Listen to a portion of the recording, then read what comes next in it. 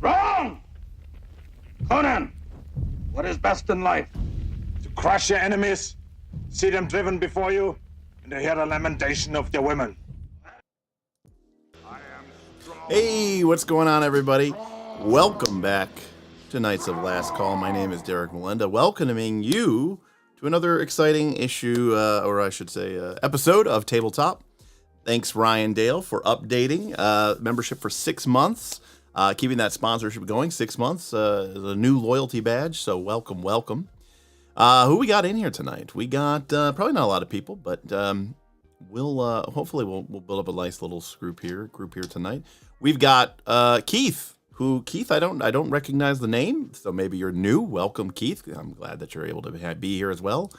Ben says he's running MERP in a couple of minutes, but I assume he means against the Dark Master, but I could be wrong. Okay, yes, he is meaning against the Dark Master.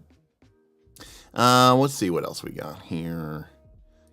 Keith has been binging our Rise of the Rune Lords content and want to run that eventually. Well, good luck, Keith. Let's just say the actual play gets a little crazy and a little nuts towards the end. So hope you're in for a wild ride. Shadram, hey, what's going on? Welcome, Shadram. We got Boothby here. Random bullshit time, let's go. Henry's here. Welcome, Henry. Frostjack, Satir. What else we got? Pillsbury. What's going on, Pillsbury? I haven't seen you in a minute. Blaine is here. Satir says no spoilers. Yes, no spoilers. Let's see. Yeah. Shadram says, been reading Versus D and really want to run it now. Oh. I think that the math that needs to be done on the fly can be simplified without actually changing the rules by splitting adjustments between roll and DCs. Maybe. Maybe. I'm not sure. Damian Williams, using his awesome, sick membership question with his members chat, asking a question, wants to know when we do get to questions, which is what tonight's all about. Tonight's just about some informal RPG discussions, answering your questions, and maybe having sparking up some debates, some conversation, and that's what we do here. Wants to know about what do I feel about the pros and cons of universal systems, and we can get right into it. So let's first define. Definitions are very important here. So what does Damien mean by universal system? So universal systems. Oh, Ben, hey, 23 update. Reflections, general feelings. Dungeon 23 update. We're about 13 rooms behind, and I think I still need to maybe make a couple of videos that I did rooms for that I haven't even done videos for. The process, everything getting blown up with the OGL and a bunch of stuff at work made it much harder to do than I wanted to. I'm gonna answer Damien's questions first, but I will talk about Dungeon 23 here in a second. So to answer Damien's question about the pros and cons of universal systems, basically, a universal system is one that has a very generic system that can be applied to a variety of settings. It doesn't have, not only does it not really have any sort of implied setting or genre, but the mechanics of the game are very, very agnostic and can be used for not only any type of setting, but any type of genre, tone of game. GURPS, the generic universal role-playing system, Fate, the Cypher system, these are fairly generic systems that can be applied to a variety of game systems.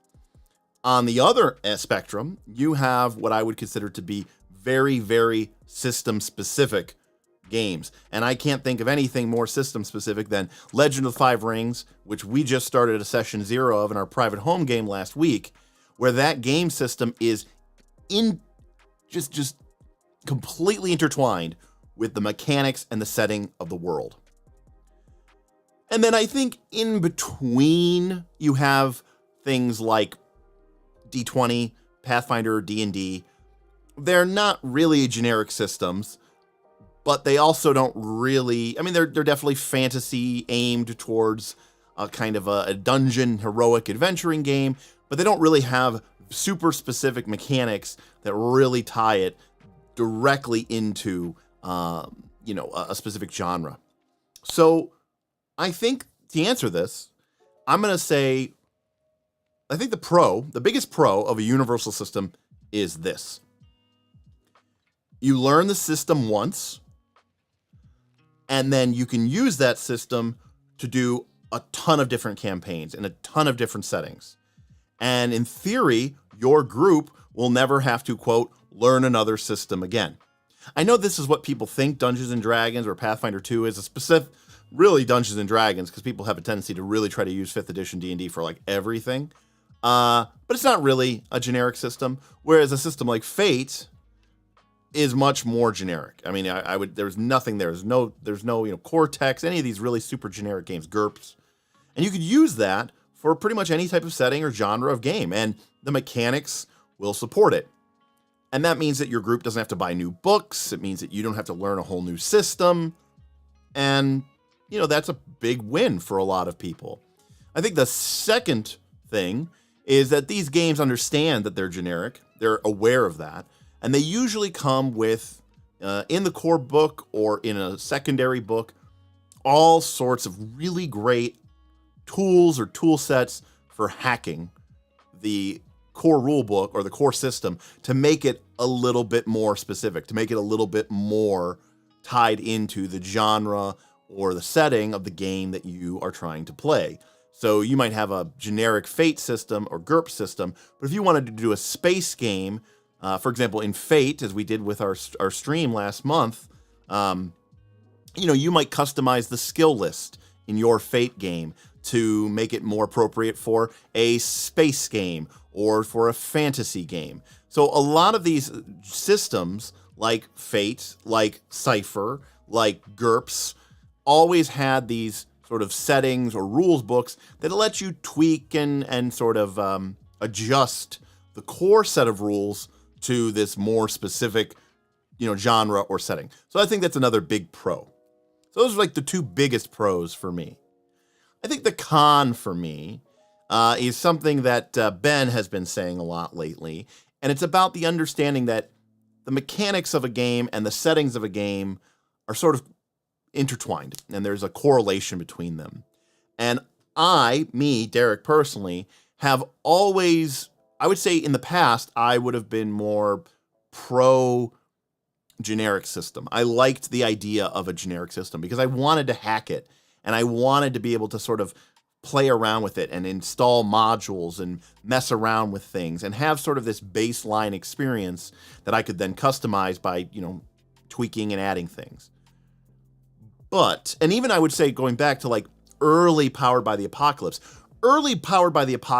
felt almost like a generic system because everybody was basically using Apocalypse World engine. Like if you read Apocalypse World and you knew the rules and the moves from Apocalypse World, when you went to go play something like Dungeon World or Monster of the Week, it really didn't feel like its own thing. It really just felt like this core generic system of here are the basic moves from Powered by the Apocalypse or Apocalypse World, and we're going to use some of them, but not maybe all of them, and we'll just call that Powered by the Apocalypse, and there we go.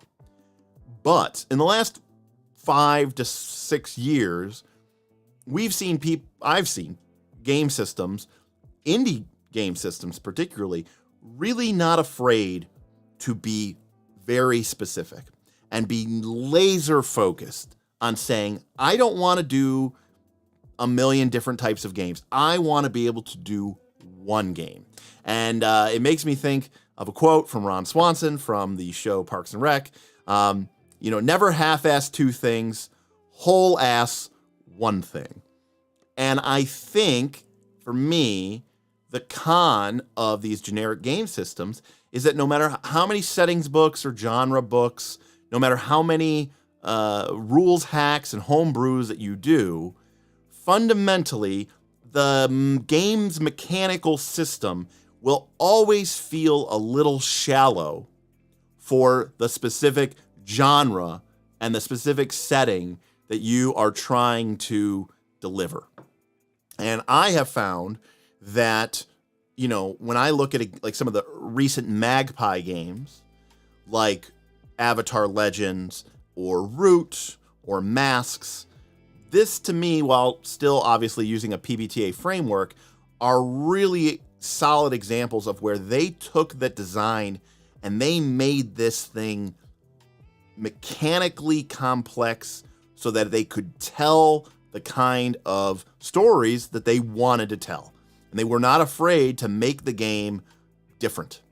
And, you know, I think that when I look at Legend of the Five Rings 5th edition and I say, what, you know, a lot of people might say, well, what could you use that game for anything? And I say, nothing. You can only use this game system for playing Samurai Bushido in this kind of imaginary world. And some people might say that is a huge turnoff to them. But for me, I think have become really obsessed with this idea of genre emulation. So this is my personal belief here. But I think that I really like it when the mechanics can go deep into a world or a setting or an idea. And I don't think that generic games ever truly deliver on that kind of level of depth that I would want them to have. So that would be, I think, my overall take on what are the pros and cons of Universal System. One, it's a one system to rule them all. You can only buy the books, learn the rule system once as a group, and then everybody's happy and kosher about it. Number two, it's, you know, kind of designed to be hacked, and there's usually some really great resources because everything is very modular. They're designed to be replaceable, to be used or not used. The, you know, more specific systems feel a little bit more intertwined, kind of more of like a rat's nest, you know, sort of a spider's web. You pull on one thread, you disrupt, 6 others. And so it doesn't feel like you have as much flexibility there. But if the game is well designed, it will sing and it will hum and it will really deliver on its promise. And I think that for me recently, that has been sort of, I like that deep, complex dive into a game system. And I like when a game system is not afraid to be solidly and strongly about something. So hopefully that answers the question. Let me see here. Am I...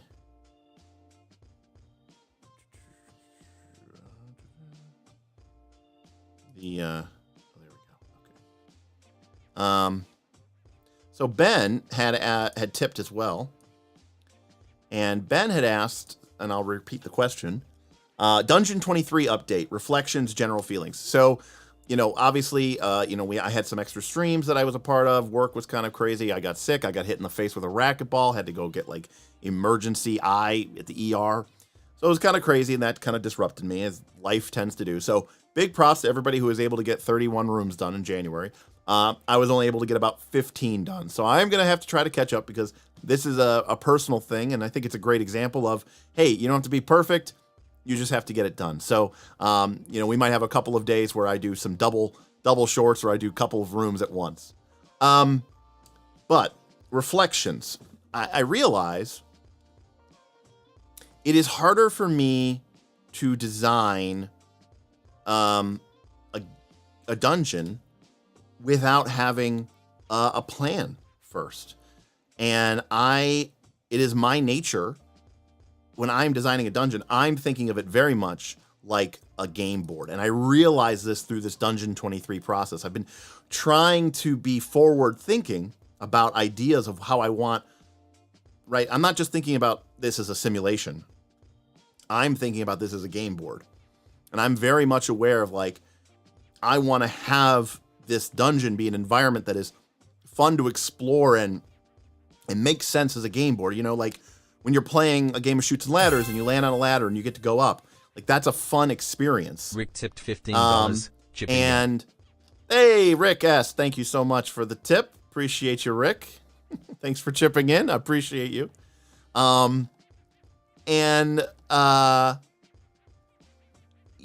So, but to make a map and make a design, to make a good game board, I need to kind of start with a 100,000 foot view.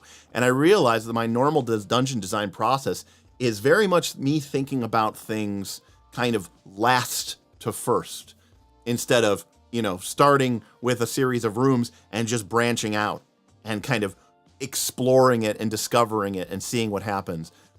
This process is much more alien to me than how I usually do it, because my dungeon, like I said, is it's like a map in a first person shooter game. It's like a game board in a board game.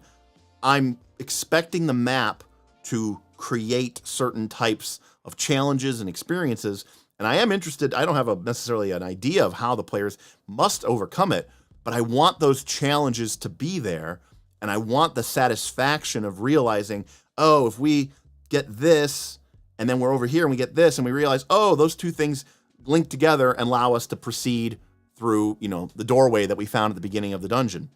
I like those kind of, sort of winning moments, those sort of micro rewards that are scattered throughout a dungeon. And so I think, even as we go forward from this part on, again, it's my dungeon. I can do whatever I want. So, I think what I'll do for, level 2 is kind of maybe start with more of a high level plan about, I know that these are the, because a lot of times I sit down and I say, what are some of the elements that I want to bring into this experience for my players, and see how they react. I mean, it could be something as generic as, I'd really like for them to deal with some spectral undead at earlier in the game, where they may not have the right weapons or tools to defeat them. It's kind of a scary moment. But I also might... Jason B tipped $10. What's this dungeon thing you speak of? Jason B says, what is this dungeon that you speak of? Well, Jason, that's this thing that's about Dungeons and Dragons. It's an underground place that's usually large and requires exploration. And that's how we've played the game for a very, very long time. So, yeah, so I think it's been an educational process in the idea that I don't think I really like just creating rooms one after another. I like to start with some sort of plan, because I say to myself, I want there to be this type of monster. I want to put that monster somewhere in my dungeon. And, I think that's fine. I think that's a fun way to play the game, because as a GM, we have favorite monsters, favorite traps. We have just an idea for a really cool room or a really cool monster.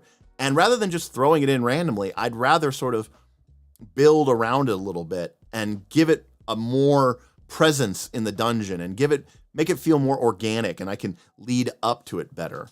So I suppose that's kind of what I've learned, is that this sort of almost spontaneous ad hoc dungeon development is not really kind of my thing, is what I would say. What are some RPGs that you haven't read or played for both Derek and Jack? I can honestly say I've never read Call of Cthulhu. I mean, that's probably the biggest RPG that I've never read. I played it once in a one-shot many years ago, but there's a million RPGs out there that I, haven't even heard of. But in terms of the big ones, that is definitely one that I have never played. Not really in any sort of meaningful adventure, and I've definitely never owned a book. I've never read the book. In fact, I have a Call of Cthulhu 7th edition Keeper's Guide downstairs, because one of our patrons won it in a prize, and we signed it. We're going to ship it out. It's the first time I've ever had a Call of Cthulhu book in my RPG book, in my possession. So yeah. Just way too many to count. Let's see here. Frosty says, hello, Knights Nation. Hello, Frosty. Welcome. Damien, going back to what we were talking about, Cypher System, which is a generic system, says that their genre book line are incredible, which is great. I mean, if you want a generic system, you want one that is going to provide support for you if that's what you want out of the system. So, it's fantastic. Satir has Forbidden Lands coming in the mail. Can't wait for it to arrive. A publisher that you did not know. I think I remember reading you say this, Satir. That's really great. I like Forbidden Lands a lot. I like the Year Zero engine, and I know that it's got some weirdness to it that some people don't like, and there's some things about it that I don't think are perfect. But I am so in love with the books, and I think that the setting and the system really complement one another, and I think it's a really great, awesome system. Let's see.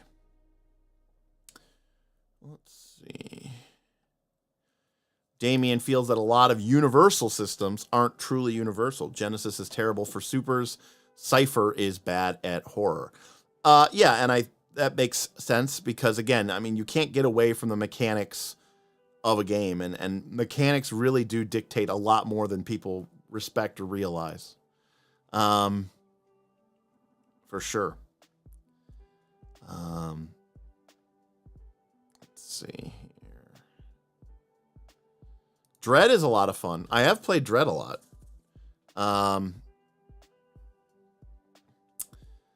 Dread is really a lot. Satir says, "Don't try to catch up. Just keep going." Ben agrees that Dread is solid. I've played Dread. I've only ever played Dread. I think I've played it like once or twice, not at Gen Con, but I've always ever played it at Gen Con. But one of my favorite times of playing Dread was near Halloween. We were playing it at Smith's house, and we were on his like back porch on a cold autumn night. I had like the whole room perfectly set up for a great Dread experience. We were doing this werewolf story. They were being, hunted. They were on a wilderness excursion being hunted by a werewolf, trying to escape, down like through the rapids and through the forest and out in the middle of like, Nowhereville in the, desert Southwest region. It was a really, really amazing, awesome, fun night. It was a great RPG memory. Let's see. Boothby says, "I was not enjoying D23. I need villains and machinations." Boothby, I think that you can easily put in villains and machinations into a dungeon. I think you can add factions. I think you can even add villains who need or want something in the dungeon. I mean, if you watched our Night School episodes with Bob, you know that inside of this Dwarven Fortress dungeon that he was building, you had several competing factions or forces, one of which was a necromancer and ostensibly a bad guy, a villain who, had plans, had machinations, needed to accomplish certain things within the dungeon in order to bring his plans to fruition. I certainly understand what you mean in terms of a generic, A to B, C plot, but, dungeons don't have to. In fact, the better dungeons do have these notable, meaningful NPCs and factions who have sort of motivations, and I think that's what makes the game a lot more fun. Jaham Man, what's going on? Going well. Marvelous Mr. Mean says hello, everyone. Hello. Let's see here.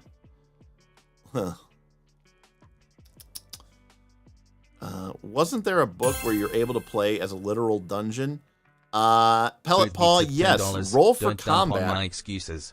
I made didn't like a it dungeon and didn't want to do it. ancestry for Pathfinder 2. Believe it or not. Let's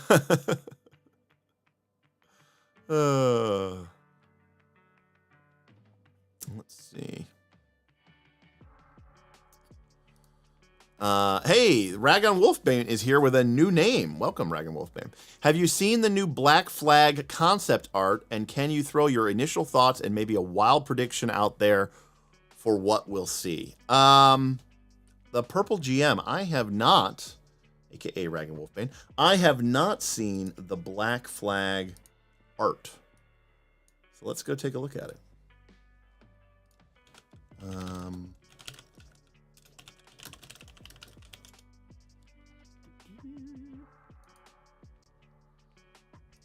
right, I'm assuming this is it. Is it just a couple of pieces of art here? Let me bring this up here.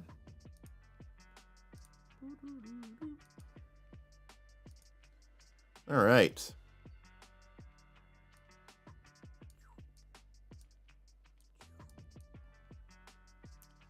So this is what we've got in terms of, according to their thing here, the art for their new Project Black Flag. This is their Project Black Flag Orc, and this is their Project Black Flag Troll. It's hard to say.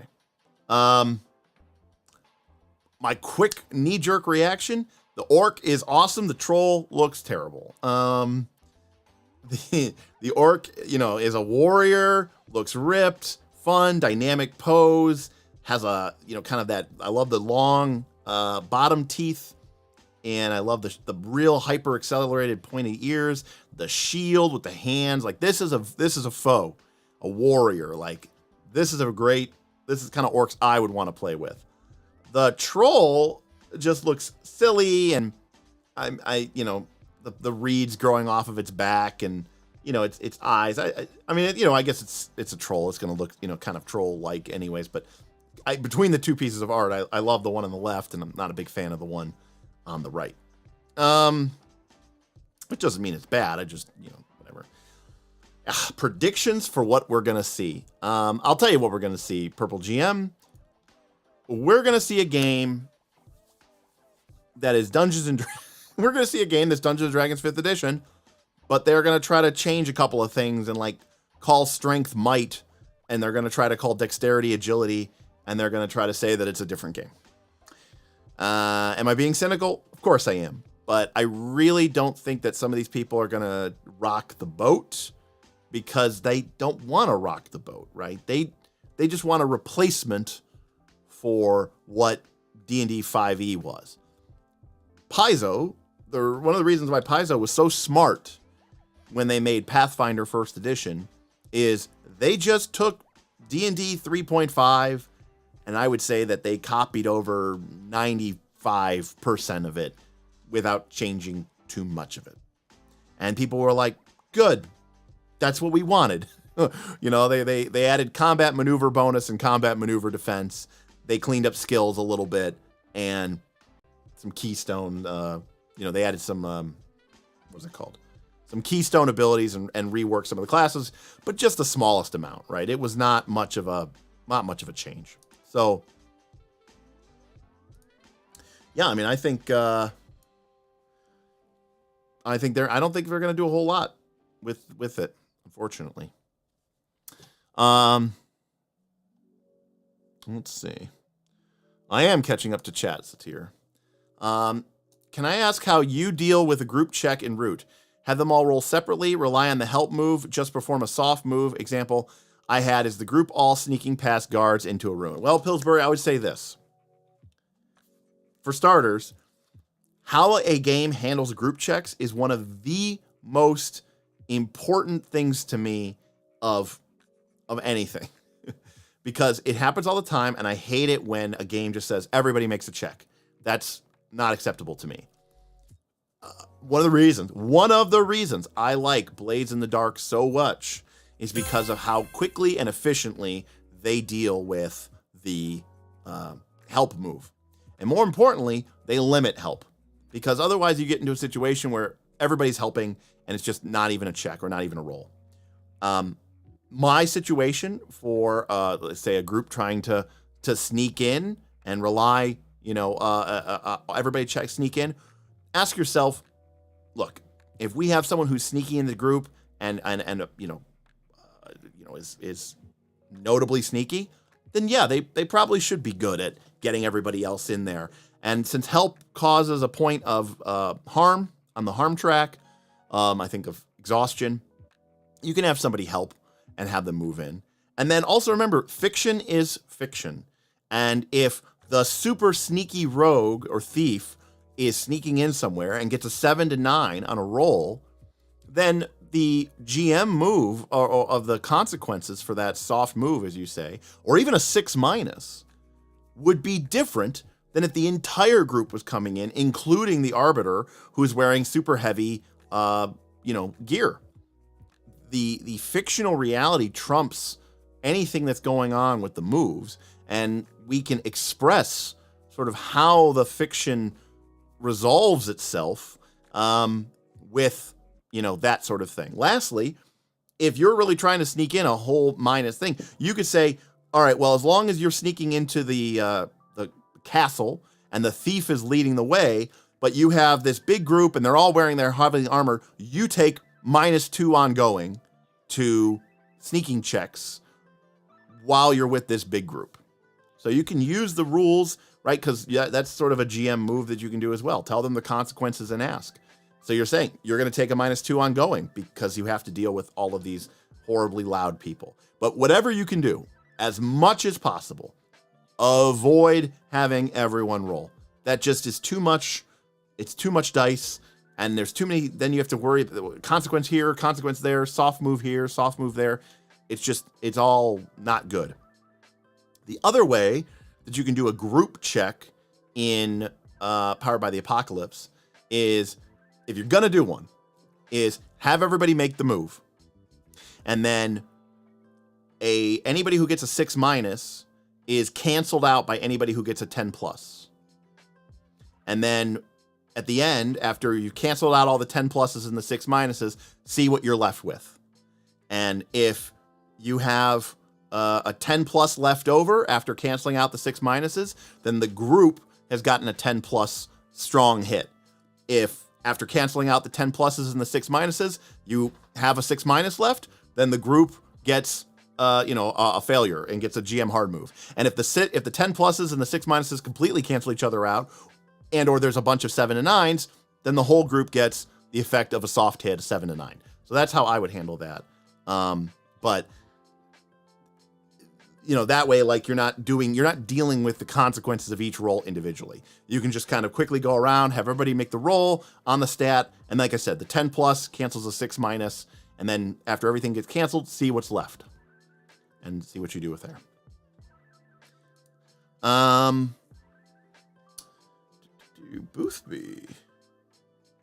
Boothby tipped $10. Thank you, Boothby. Sorry about that. I didn't hear you. Don't dump on my excuses. I didn't like it. I didn't want to do it. Okay. I mean, that's fine. I mean, dungeons aren't for everyone, Boothby. I would just simply say that if dungeons aren't for you, if villains and machinations are more of what your style is, then, maybe someday, with your group, run a different game, because you might find that the mechanics of that game are better suited to dealing with villains and their plans, and maybe having some more of those like sort of cinematic and novel-like moments than a game like Pathfinder or D&D, which is still pretty rooted in crawling through dungeons. Let's see here. What are my thoughts on a 1d2 system? 1d2 is a little too low. D6s are good. D12 would be sweet. I love the D12.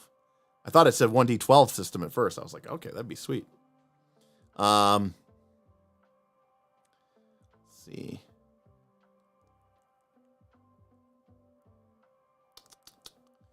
Let's see. So basically, Cobalt Press is going to pull a Paizo. Yeah, I mean, I think if they were smart, right, that's what they want to do, right? There is going to be, 6th edition D&D is going to be the new 4th edition D&D, which is to say it might be a great game. I thought 4th edition was great. But there were a lot of people who loved 5th edition, and there are a lot of people who loved 3rd edition, and they didn't want to go to the new thing. And if Wizards of the Coast is going to go all in on 6th edition, then someone needs to be there to pick up the slack of all of these people who want to stick with their 5th edition roots. Now, 6th edition was supposed to be a seamless transition from 5e to 6e, whereas 4th edition was very much clean break. They said, they weren't trying, there was no talk of backwards compatibility in 2008 when 4e was getting released, because they knew this. They were kind of almost saying, like, the old systems are stupid and bad, and the new systems are the hotness. You should just come and do that. So yeah, definitely, it's a different situation here. Is D&D trying to allure people in with, hey, this is a different game, we promise. But it's backwards compatible, so it'll fix everything, but somehow be the same. We'll see what people want to do. Not to mention, there might be bad blood and bad ill will, but people have bad taste in their mouth after everything that happened. They may have come out with the biggest mea culpa of all time, but some people are never going to let that go. Friendly Zerol. Welcome. Thank you for the super chat, Friendly Zerol. How does a cleric justify a deity other than good or lawful or both when most enemies are evil or chaotic and divine lance won't work otherwise? Well, I mean, in terms of combat effectiveness, you would be right. That being said, divine lance sucks. I mean, it's not a great cantrip. Clerics don't have a good spell attack roll. Spell attack rolls are really difficult to do in Pathfinder 2 anyways, and quite frankly, clerics shouldn't be using divine lance anyways. And it's not a good use of your actions, and it's not a good use of your time, and you'd be better off doing like 20 other things than casting divine lance. And so since divine lance doesn't really matter, you might choose to be a neutral deity or a neutral good or something chaotic good, simply because you like what extra spells that, or I should say what domains that deity gives you access to, what special spells you get to add to your divine list, and what focus spells you might be able to get onto your out of your feats from your divine domains. I think those, along with the anathemas and of course, the role-playing considerations, I think those are way more important than what you can or can't do damage to with divine lance. Again, I would say that the amount of time, I played a cleric up through 15 levels, and I can honestly say I never cast divine lance once. So I would not be worried about divine lance. I would be, if you're role-playing wise, you should be thinking about the character, what kind of deity jives with what your character's beliefs are. But fundamentally, I would be more concerned with what spells does this add to my divine list, and what domains and vis-a-vis domain powers and focus spells does that deity give me access to, if you really want to think about, and of course, harm and heal fonts, that rather than can I hit things with divine lance. But that's my thought there.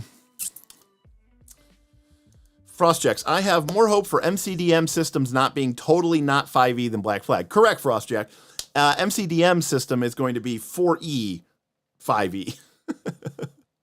I mean, Matt Colville has said he loves 4th edition. I don't know. I mean, he sounds like, I don't know. We'll see how much backpedaling that people are going to do. We were reading through Matt Colville's patron posts about his updating work on that stuff on his new system. We haven't seen any new posts since Wizards of the Coast announcement. So, maybe are they like, because now they've got to be sitting there throwing their hands up in the air. Like, what the hell are we going to do? Because in a world where Wizards of the Coast doubled down and said, we're not going back, it gives you a lot of leeway, because you can say, we can try to do something bold and exciting and, dare we say interesting, because number one, people are mad at Wizards of the Coast and would be more willing to accept it. And number two, we can use the perhaps legitimate excuse of, well, we need to make this significantly different than 5th edition D&D so that there can be no distinction between whether or not we're copying the mechanics or not, because they are not allowing us to use any of the mechanics. But now we live in a world where all of 5.1 is in Creative Commons, where you can use the OGL 1.0a and you can use it for forever and for perpetuity, blah, blah, blah. And so now suddenly, as a game designer, but also a business, and Matt Colville, MCDM, is a business first. I think he's got like 15 or 20 employees or something. You got to think about that. What's going to sell? And what do people really want? You got to strike a balance. I hate to say it. Nicholas says, I always love CMB and CMD over 3.5 grapple rules. Same thing with perception over spot and listen. I mean, CMB was literally just the grapple check, just written in had a term. It had a 3-letter acronym. But yeah, CMB and CMD were fine. I mean, they were just taking that mechanic which got used over and over again for Sunder, for Grapple, for Trip, all those sort of combat bonuses, and just gave it a name. So that wasn't a big deal. The skill conjoining was probably a good thing, but there's a part of me that kind of likes that Spot and Listen were different. But I also always felt weird that Spot and Listen and even Perception was a skill. How does one train your listening or train your spotting? Never really quite understood that.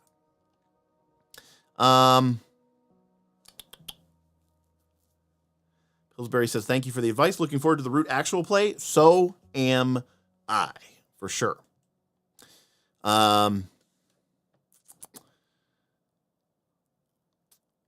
Everything I see about 6th edition looks like 5.5.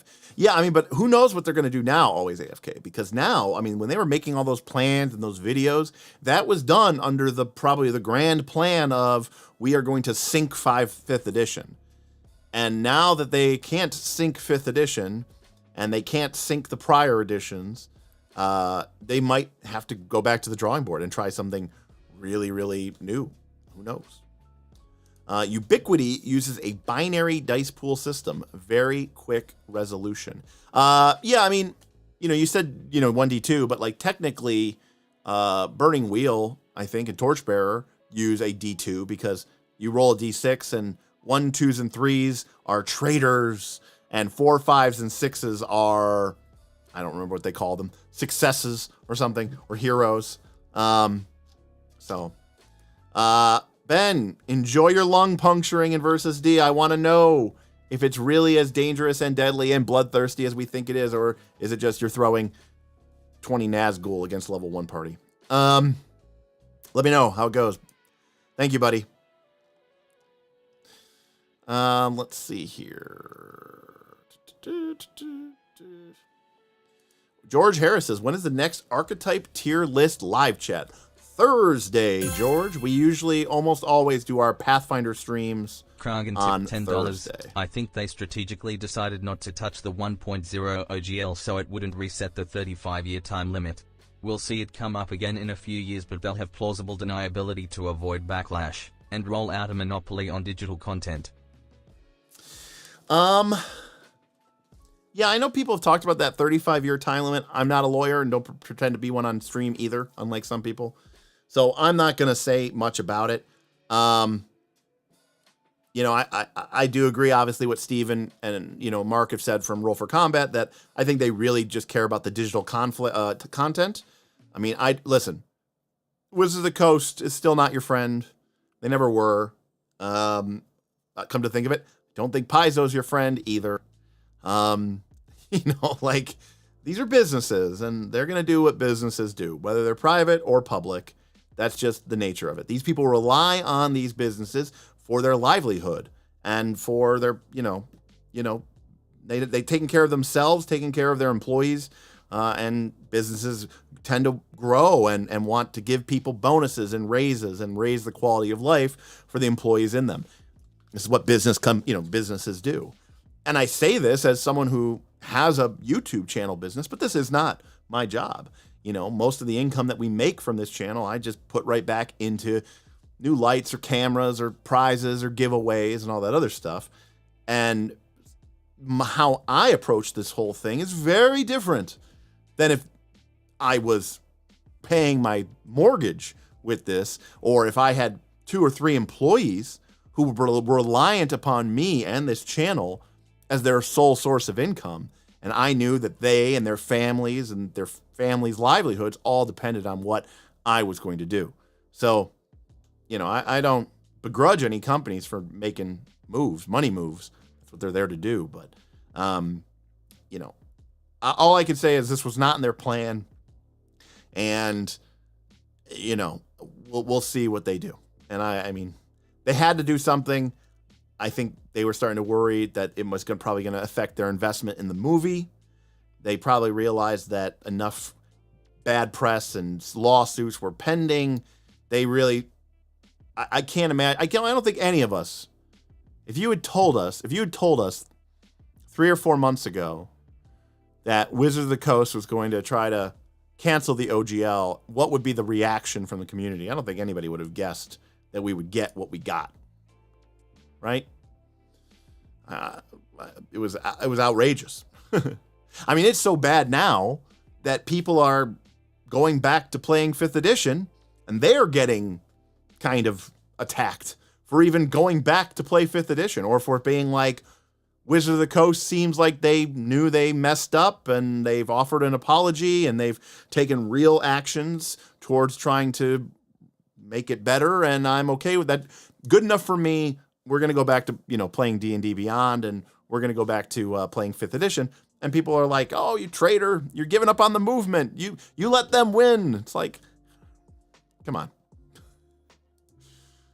It's a game about elves, people. It's a game about elves. Purple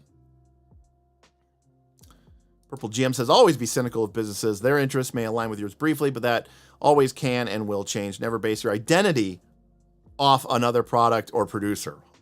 10 trillion% agree there with that. That is 100% true. The whole celebratory attitude people took of, we beat the company who makes the product we like, is weird to me. The whole thing was very strange to me. Even as, again, like I never quite fully understood it. It never really made sense to me. I'm right there with you. So, hey, Flint Fireforge, welcome back to the channel, my friend. Do you like factions in your games? If you do, how do you reward players' characters for belonging to one? I love factions in my game, and I think that they make the game more alive and interesting, and they bring a groundedness to your game that it may not be for everybody. Understand, some people want to come and they want to play Pathfinder, and they want to play D&D. They want to sit down, they want to roll dice, they want to hack monsters in 2, they want to find chests of treasure, gleaming swords, and shining suits of armor, and they want to do that, and then the GM tells them a little bit of flavor text about some, the princess is in another castle, and they get to go do that again next week. Faction play, I think, allows the players to get a little bit more grounded into the game. Faction play is most interesting when the GM is a little bit more hands-off and does not have an agenda. How do I reward player characters for belonging to one? Simple. Mechanically. Flint, mechanically. You give them cool magical items that only those people can get. You give them free feats, not just access to feats. You give them free feats that align with that faction. Or you make up powerful feats that only that faction can gain. You give them narrative power in the world. They can go places and do things. They can call upon the resources of a faction that they might not otherwise be able to ever have access to. You make it so that the players feel powerful because of the faction. And I think you can't just do it with lip service, Flint. You gotta deliver on the goods, right? You gotta say, hey, give them stuff. I agree 100% here with Lampley. Feed access is garbage. Give it to them. Give it to them for free. I was very surprised in Quest for the Frozen Flame, Book 1, Broken Tusk Moon.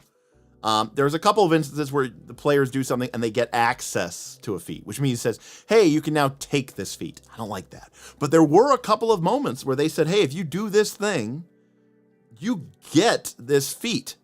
Now, if you're really worried about balance,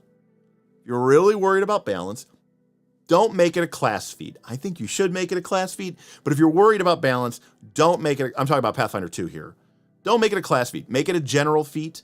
Make it a skill feat, and give it to the players.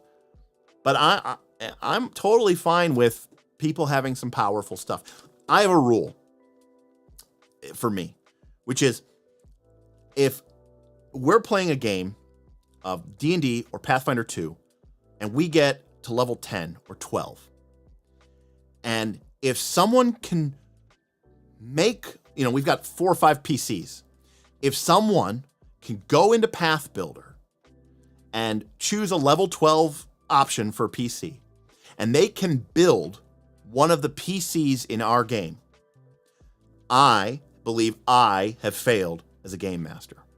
I want my PCs to be a product of the journey that they took. I want the scars and I want the jewels of the journey to be embedded into those characters. I don't want a PC that you can build on Path Builder. I personally believe that a level 20 character should show the signs, good and bad, of the journey along the way. And when you look at that high level character and you see that they are permanently doomed to, it cannot be removed short of divine intervention. And someone goes, what is that? That's crazy. Why did you have that? And you're like, oh, let me tell you about this time way back long time ago when I was like level 10 or 11. We were in this crypt and we failed, and then the necromancer was going to unleash the gates of hell. And so I threw myself into the doorway between living and the world of living and dead. And I used my magical power to try to close it shut. And the GM said it worked, but I was forever left. My soul literally is half waiting for me on the realm of the dead. And I cannot reclaim it until I finally go to my final rest. And it's like, holy shit, dude, that's amazing. And you're like, yeah, it was really awesome. And you're like, but because I was now half dead, my GM totally gave me all these awesome negative energy powers that were like completely powerful and awesome. And it's like, yeah, like that's what when someone tells me about their character, I don't want to hear about how they got to level 14 and they picked a feat that we all could have picked, that every single fighter or rogue or alchemist could have picked that feat too. That's not impressive to me. How'd you get there? I went through the adventure. I showed up to enough sessions that eventually I was level 14 and I got what was in the book. I mean, that is how the game works. I get it on paper, but to me, it's not impressive and it's not fun and it's not interesting. I want to know what happened to your character and I want to see the proof. That's why those character sheets are so important. I want to see these weird abilities and strange curses that aren't something that you just wipe away with a long rest or with a remove curse spell.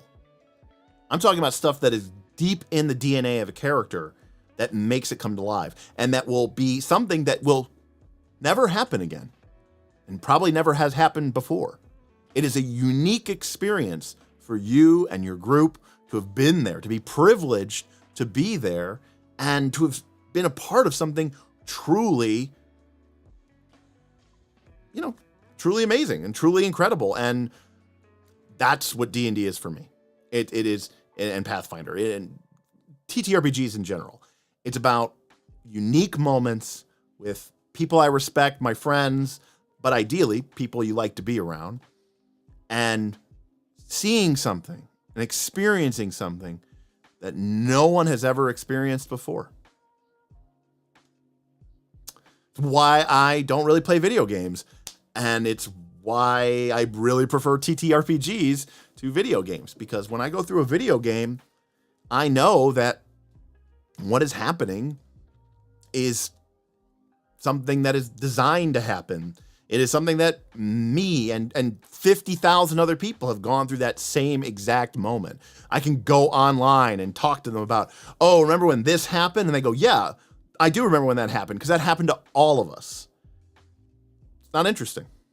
It's not unique. It's not my story. I want selfish. I want it to be my story. That's what I want. Tim and the Dam. Yeah, Tim and the Dam. Yeah. Damian Williams was talking about our Rise of the Runelords campaign, Gwildor. Yeah, exactly. 100%. That's exactly right. Frostjack, I've decided to use some of the 13th Age icons as faction leaders, and I'm really excited about it. Yeah, that's great. 13th Age is a fantastic way to start, because those icons are things, there's this idea in Magic the Gathering, we talked about it here on the show before, called resonance. And resonance means when a idea or a mechanic or a character or whatever, you don't really need to explain it because it relies on cultural tropes and just baseline ideas. And rather than trying to play against the stereotype just to be, to subvert expectations or to be different, you can get a lot of mileage. I'm telling you, you can get a lot of mileage out of leaning into those tropes and leaning into those expectations, because that can be tremendously powerful. I think of like if I tell you that there's the dwarf king, there might be this temptation to make him a jovial, lively, dwarven, because you want to be unique and different and make him, but you're working uphill in that situation. You're working against gravity. Lean into it, because then it's less lifting for you, for your players. Everybody gets it. Okay, the dwarf king, he likes gold. He likes, he wants to rid the mountains of orcs and goblins. He doesn't trust elves. He likes treasure. He's dour. He's stubborn. And you know what? Your gaming session does not have to be some sort of miraculous, storytelling experience. It doesn't have to do that. It just has to be fun and unique for you guys. And you don't want to have to do all this work just to make sure that people understand what, how special and unique your Dwarf King is. They'll just forget about it. So anyways, 13th Age icons are a fantastic resource. I approve, Frostjacked. Let's see. Doom 2 sounds like a very short-lived character. I mean, it depends always, AFK. I mean, getting crit now suddenly, hey, if I get crit, I'm dead. Like, that's kind of scary. It's fun. You pay the price. Now, is it fair? Is it balanced? Maybe not. But that was because of a decision that your player made in that situation. And I think even if something is bad against them, if it came because of something the player chose to do, they can almost wear that with a sort of a badge of pride. And I think it's important. Always AFK. Reminds me of a time when one of my fellow players in PF1 drank the blood for a ritual that was about to complete after we hell dropped into a city swarming with undead. Yeah. And here's the thing. If that happens, and then tomorrow you wake up and you're full hit points and you choose all your spells, it loses something, right? You want these scars from the journey. They prove that you went through something incredible. Ford Prefix says, maybe it has a Book of Grudges. Absolutely, it could have a Book of Grudges. Also, have the Knights ever considered running Ironsworn collaboratively, either on or off camera? Well, we actually did run, for a few weeks, we did Starforged, which is the sci-fi version of Ironsworn. We did it collaboratively, and we did it off camera. We just did it with our group of friends on a Friday. And I don't know. There's something about it that I don't know. I don't know how to answer this, because there's something about it that I did not enjoy. I'm not sure what it was. Exactly. I don't think it's a bad game by any stretch of the imagination. I think it's a rather well-designed game, but it was something about the way that the mechanics were paced together, having to do with the tracks and the whole 2D, whatever it is, the 2D10 or whatever system. There was something about the mechanics that didn't really jive with me. But again, I mean, we only played it for a few weeks, and it was obviously brand new to us, so I don't want to cast too much dispersion against it. But there's something about that game, I think, that is almost too undefined. And it's kind of almost generic in a sense where, like, when everything is just overcome the challenge track, I lose a little bit of interest, I suppose. I like for things that are different to be different sometimes. I'm not afraid of some complexity if I think it's important to the game. Been thinking about homebrewing surprise rounds into the game. My players are asking me to do so. What do you think about it? Victor, assuming you mean Pathfinder 2? Absolutely, go for it. Just give everybody one action. Marvelous Mr. Mean tipped $5. Marvelous Mr. Mean tipped $5. Thank you, Marvelous Mr. Mean, for tipping towards another non-D20 stream. Appreciate your support. Appreciate you being a part of this little community that we got here. I don't think there's anything wrong with putting a surprise round in Pathfinder 2. It'll be very powerful. You got to be careful with how you do it, but because getting an extra action or something like that, it can make a big difference. But I think if you limit it to just a single action, then, or maybe 2 actions at most or something. But I mean, that depends. It really depends if you want to be able to have people cast spells. If you limit it to 1 action, then it's going to be harder for people to cast mainline spells like a slow or, a haste.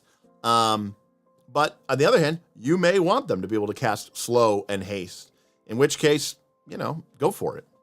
It'll make your game more simulationist, less balanced, and, the players may not like it when it happens to them. But you could totally do it. I just would not give them the full round. I would not give them 3 actions. Shadron says they'd give you 2 actions so you could kind of pseudo charge, right? Stride and strike, or if you had sudden charge, you could stride, strike.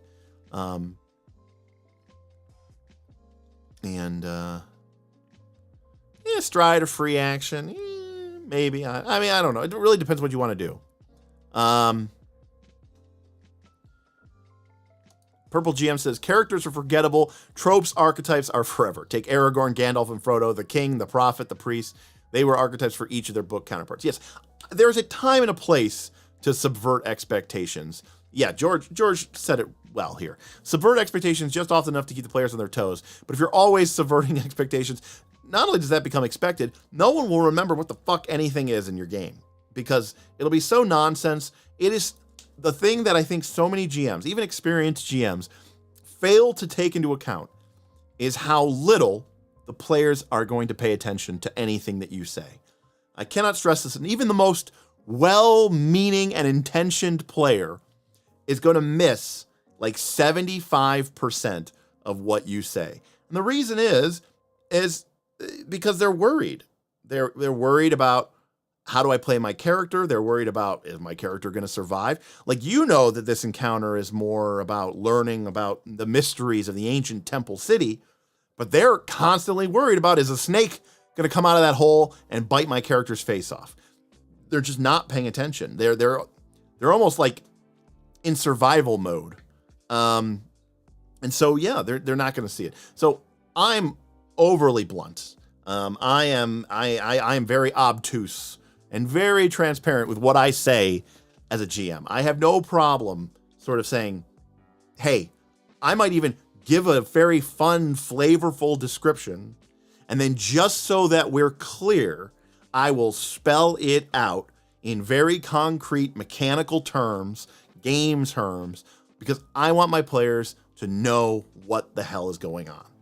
And I don't like playing gotchas, and I don't like playing like, oh, you should have been able to put together that I was speaking the first line in iambic pentameter, but the second verse was a limerick, and if you take iambic pentameter and you do the matrix multiplication of the limerick, you will get a series of values which apply to notes. And if you were to play those notes on a keyboard and then take the letters would spell the first name of a set of coordinates. It's like, no one's ever going to do that. Ever. So just stop.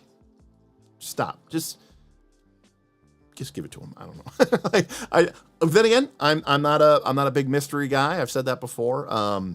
And so, yeah. Do what your players like. I mean, that's the ultimate thing. Let's see here. Yeah, use 99% trope. Add a little bit of personal flavor to it. Just make it. Add your unique touch. The thing that your group will memorize. Will be remembered. Right? Like that's the part. But it doesn't have to be much. It really doesn't have to be much. It's hard enough to remember who these NPCs are. Let alone the names, people. One of the things that I learned, I remember Ray Winiger, formerly of Wizards of the Coast, had this great saying where he said, you're going to call them like the Knights of you have a faction of evil knights that are sort of running around your campaign world. And you could call them like the Knights of Gilgothaxis. Or you could call them the Knights of the Blood Throne. Now, I get it. Knights of Gilgothaxis. You're like, oh, for my novel that I want to write, I want to call it like... No. Like, just call them the Knights of the Blood Throne. People are going to remember Knights of the Blood Throne. In fact, Lance Quagmire, who is a member of my home game, he says, remember Time Elf? There was an elf in my campaign, and he could travel through time and space in sort of a time dimensional ship, and they basically thought that he was essentially, Doctor Who. I don't even watch Doctor Who. His name was Foliane the World Weaver, but they never even once referred to him as that. They always just called him Time Elf. And you know what? That's fine. That was the lingua franca of our campaign. I didn't try to fight it. I didn't try to be mad about it. You know what that is? They remembered who he was, and I considered that a win. So Time Elf it was, and we went on from that. If your campaign is ruined because your PCs are calling Foliane the World Weaver Time Elf, you need to reevaluate how you judge your campaign. Let's see.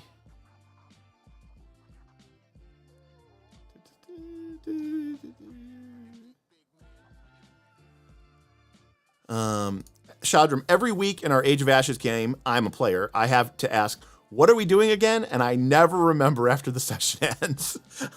I think I'm a bad player. No, you're just, an adult with things going on in your life. And sadly, D&D and Pathfinder games aren't the most important things. I can tell you that your games as a GM and all that stuff are as a GM or a player become much more involved, much more powerful when you keep your group active throughout the week or 2 weeks. If you have a Discord or some sort of group chat and you can sort of keep the players engaged throughout the week, I think it makes it a lot easier to sort of stay engaged, taking notes. Games like Torchbearer and Mouseguard ask a player at the beginning of the session to recap the previous session's events, and if they do a good job of it, they get a bonus. They get rewarded mechanically in the game for just being sort of on the ball. So yeah, I think that it is tough to do, and not everybody's going to do it, but don't. You're not a bad player for not doing that. That's a lot of us. My players get stuck trying to fit the square block in the square hole. Yep. And you know what? That's a lot of players. So many GMs think they're so clever, and they end up just shooting themselves in the foot because players aren't going to... It's tough. It's an imperfect medium. We're speaking words. We're trying to be descriptive. We aren't professional orators. We're not professional storytellers. Players are only hearing half of what you're saying. There's a lot of game of telephone that is occurring between what you have written down in your notes or your prep or what's in the adventure, and then what goes through your brain and your mouth to their ears and to what they remember. Trust me, it's an imperfect process. The last thing you want to do is be cute or clever with the message, right? All right. John says, I always have an exit discussion to find out what they wanted to happen to their characters, then use that for loose planning, then review the last session and what they said at the start next time. Yeah, John, I think that's, my GM, Aaron, would always hand out a note card at the end of the session. He would say, hey, what's something you liked? What's something you didn't like? And then he would ask us a question like, what is something that you're interested in the campaign? Or what is some goal that you have for your character? And he would just bank these up over the course of the campaign, and eventually, he'd have a lot of them, and he can bring in elements that he knows are going to apply or appeal to, one or two or even all of the characters in the game. And I think that could be a very useful tool for having a better time. It's like, I get it. I'm going to close my door real quick.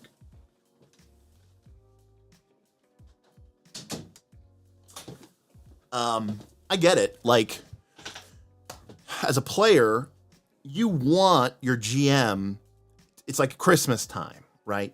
You want your GM to just give you the perfect gift and, you know, not have to ask you because they just know you so well and they've been picking up all the context clues and they just get you that perfect Christmas gift because they are your soulmate or your best friend or the perfect, you know, parent.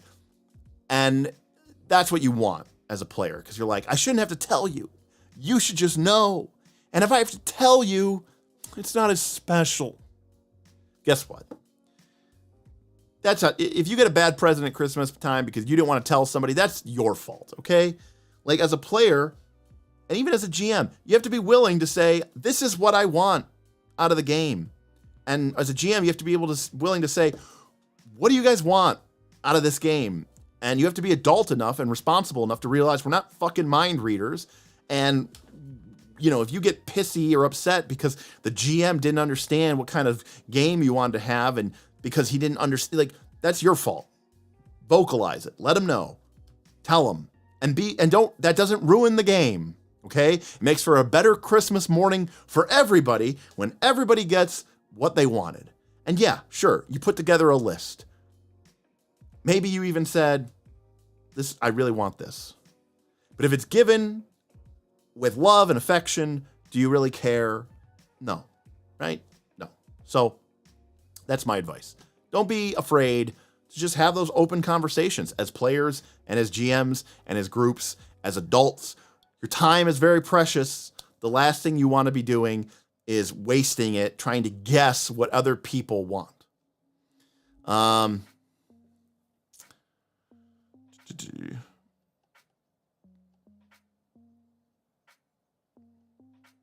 see. Campaign memes make the game easier, 100%. When a campaign gets its own set of memes, you're doing it right. People will remember the memes. That's for years later. People won't remember anything about your villain. They won't remember what the campaign is about. But the memes will live forever. Let's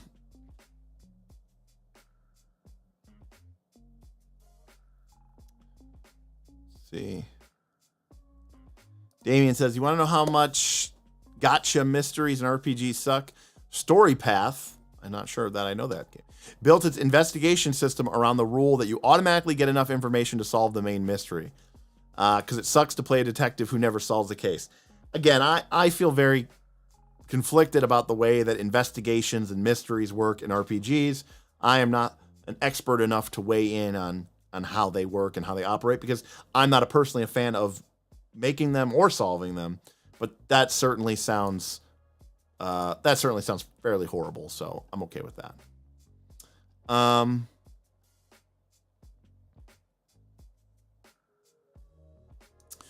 Shadram says, I know everything that's happening in my homebrew, and my players seem to remember it too. We rarely need a recap, so maybe it's just the disconnect when playing an AP. It's not our story. I think that has a big part to do with it, Shadram. I really do. In my experience, players and GMs tend to remember the game that you built together much more than the one that you're just playing out of the book. That's always seems to be the truth. Swordcat, the Swordcat says, speaking of names, I had two nobles that had similar names. One noble stole the party's horse while the other was going to give them a letter of recommendation. Long story short, have distinct names. There you go. You're like, oh, this is Lord Harrington and this is Lord Harrison, and then nobody remembers the two, and it's just a nightmare.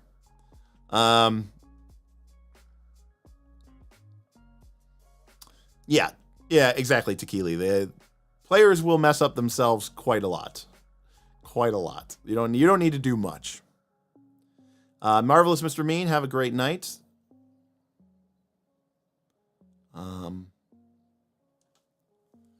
Let's see. It was a really good hat of disguise. That was a meme from one of our campaigns. Potion of Elixir, a meme from one of our campaigns. I've been producing lots of memes lately on Reddit. I think you responded to one, Derek. I think I responded to something you posted on Reddit. Or it was Twitter. It was either Reddit or Twitter. I remember seeing it. It's hard to facilitate characters operating at what's supposed to be super high intelligence, aside from just flat out giving them directions or answers. I agree, Kragarn. That's part of the reason why I don't like how, those sort of informational systems work, because it never feels really satisfying, at least to me. I mean, maybe it does to other people, but I personally don't find it immensely satisfying to play a high intelligence character and then to use that intelligence to be like, solve the puzzle.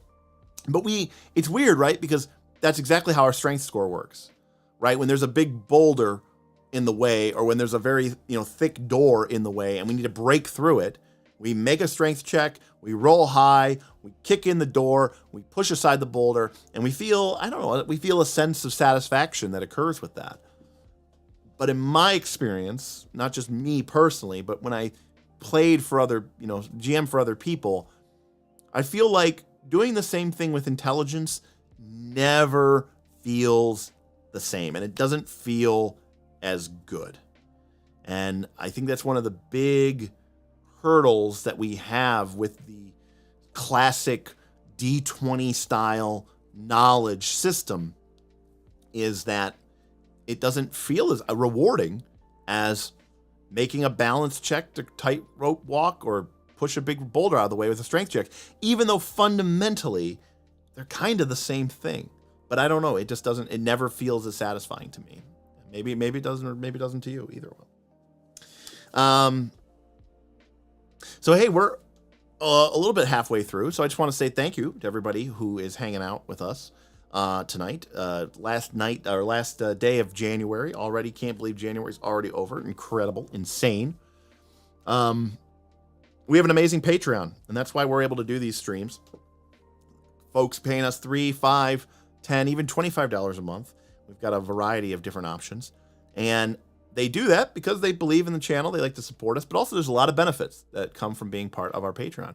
We have a bunch of Foundry servers. We run a super mega game, which is about to start off its second season here in the next month or so, of Northern Reaches, where we have 150 players playing in a Pathfinder 2 game all at the same time. Last season, season 1, was an incredible success, and we're really happy, really excited about what we're going to do for season 2. We have bonus videos, content, and of course our Discord, which is a private Discord and is really about having incredible conversations like we're having tonight. And we'd love for you to join us if you're interested in checking us out. So patreon.com/Knights of Last Call. There's a link in the description below. But patrons are why I'm able to do this. We don't get a lot of views because I don't really make clickbait currency. Clickbait currency. I don't really make clickbait videos, so I don't get clickbait currency. And that means that I'm very much operating out of the generosity and the largesse of our incredible patrons who not only support us on Patreon, but also come to these streams and show their support with tips and donations. And, that is what keeps us afloat. And we have some people who just go above and beyond every single time, and it's incredible. Overlord Faram here is one of those individuals, just an incredibly generous supporter of this channel, and has my complete and total thanks for all that he has done. When the Black Company books came out many years ago, I loved the idea so much I decided to become the keeper of the group's history. Yeah, that's amazing. We elect the keeper of the chronicles for every game for 35 years and still have them all. That is so cool. To have that kind of, it's an artifact. That's an artifact. That is a legacy item. And to have that kind of detail, to be able to, there are so many fun, cool games, sessions that I have to admit are lost to time. And it makes me sad sometimes. So to have that kind of a treasure trove of memory and to be able to pull those out. And I have some stuff, Overlord. I have some stuff, but nothing still. Of course you do. What I do have, I pull out all the time. And we read it and we reminisce, and sometimes the whole session won't even start because we're just so busy reliving those glory days. And I think that's something that people miss. I have said before that TTRPGs are like an investment. Sometimes the session isn't what you're playing for. You're playing for the next 3, 5, 10, 20, 40 years of retelling those stories. The night that it happens, you might not even really fully appreciate it. It's that ability to just have these moments with your friends, with your companions, to be able to tell tales. You know, I lived a pretty sheltered life. I never went to war. I never climbed Mount Everest. You know, my D&D stories are like my war stories. And when my friends and I get together and we, you know, pour out the whiskey or the scotch, it's not telling tales of the time we took those motorcycles down to Tijuana and we had to outrun the cartel. Like, it'd be cool if that maybe happened to us, but it didn't, you know. But my friends and I went on a lot of adventures. Just most of them weren't real, but they feel real. And in a way, in my memory, they are. And we react as if they are. And that day that Brenner rolled the nat 20 and used his Vorpal sword to cut off the head of the demon, for all intents and purposes, we were there that day. And we look at Rich to this day as if he'd pulled a miracle and walked on water. Because in our collective unconscious, he was that hero. And I think people lose that sometimes in this pursuit of trying to, I don't know, make the best build or just get more games in so they can level up. They miss that what TTRPGs are about is it's about the memories. It's about the stories that live on through you and through your friends. That's what the game's about. Making memories. Overlord says, I should publish the Chronicles of the White Hand, our 10-year campaign, which started back with first edition. Overlord, 100%. In fact, Overlord, I mean, I know you're doing well for yourself, Overlord. You'd be surprised. Something like that, I think, would kickstart very well. You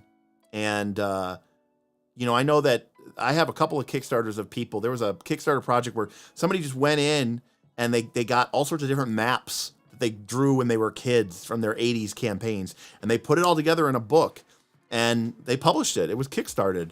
And I don't mean, maybe they didn't make a ton of money, but they got it made because I think people want to see something real and they want to feel that. And I don't know. I think something like that would be incredibly amazing. And I for one would love you to do that. That's the kind of stuff I love to see, because again, that to me is sort of telling a story, telling a tale. That's what I want to know. I don't care what feat you took at 10th level that quite frankly everybody else took at 10th level, because it's the broken feat. We all, you took the one that gives you an extra attack of opportunity at 10th level. Crazy. So did I, right? We all did. Dragonlance was based off of Hickman's home game. Rift War Saga was based off of a home game. Record of Lodos War, which is probably like the only anime that I like, was based off of the creator's home game as well. Yeah, I mean, right? Play the game, tell the story later. You can clean it up a bit, make it make a little bit more sense, right? Play the game, tell the story later. Don't worry, don't write the story, then play the game through it, right? Play, just see what happens.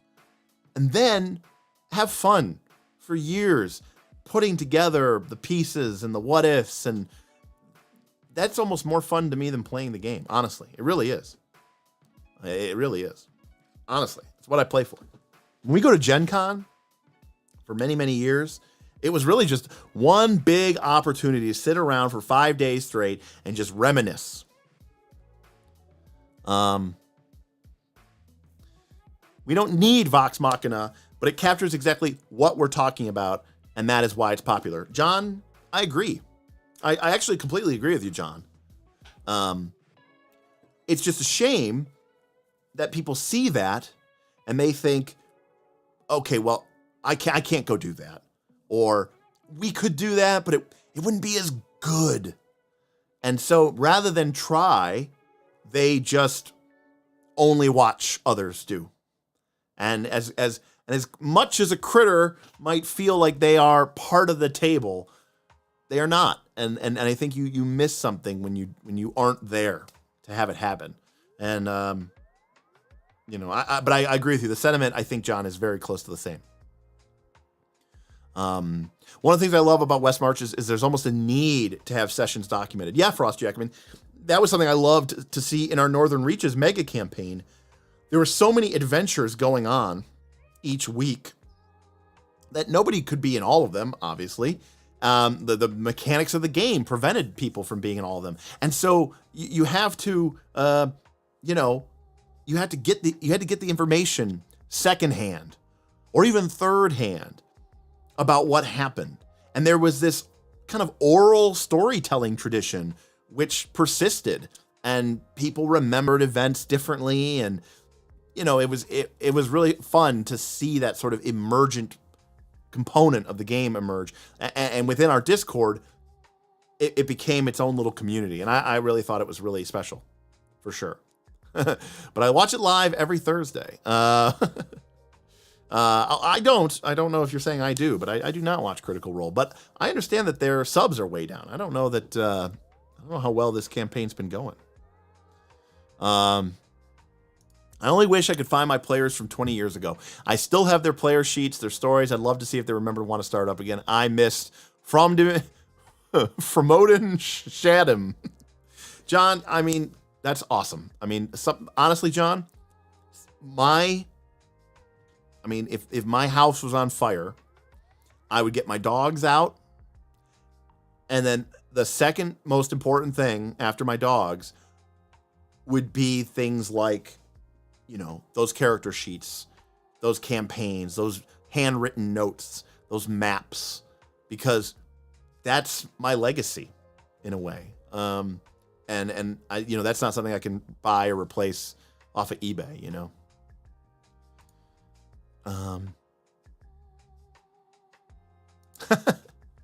We started that game, everyone waking up in a circle. The result of an interrupted, failed mass resurrection. Nobody knew what they were even playing. We had no memory. Certainly sounds very, very interesting. Sure, yeah. That sounds amazing. I mean, you ever make it? I will be the first to happily read it, Overlord. It sounds amazing. Shameless plug. Oh. Ryan, shameless plug, but keeping a good log of sessions was one of the motivations for making the Min-Max Journal. You mean the Min-Max Journal? So Ryan sent us a little present over the holidays, and along with some local beers from Nashville. And Ryan put together this nice little product. You can go to minmaxjournal.com. If you go to minmaxjournal.com, it's a book that is designed to sort of help you with what happened in a session. And, I like it because it's brief, directed, and short. I thought he did a great job with this. It's got the date, the session number, how many days happened in campaign, what locations did you visit. There's a little check boxes for like, what did we do this session? Did we get into some fights? Did we do some exploration? And then we got some information. What happened? What did we learn? What did we do? What was particularly memorable? What do I need to do for next session? And what are some other tasks, what are some things I need to keep secret from other adventurers? And you know what? Like, the cool thing about it is each page has a different sort of prompt at the bottom. It's kind of like that note card that I was talking about Smith did, where each week we would write down what do we like, what do we dislike, and then something new each week. There'd be a new prompt. And so I thought he did a great job with sort of kind of making it a fun little journaling exercise. It's a really well-made product, and we showed it on, I think, on the holiday stream, but I would definitely check it out. And of course, it's coming from one of the Knights of Last Call community members, so you gotta love and respect that. So I would definitely take a look at that, search for it. And this is pretty sweet. So good job, Ryan, for that. And again, you can look it up, minmaxjournal.com. I'm assuming they can order it, Ryan, right? I hope so. Rick, I scan everything and upload it to an offsite server. Fire be damned. Rick? I am strong. Salute you, sir. That's a man who takes his responsibilities to his legacy seriously. Love it. I love it. Easy. Oh, that way I don't forget it. And in case of fire. Anonymous tipped $150. Y'all are the best. Well, thank you very much, Anonymous.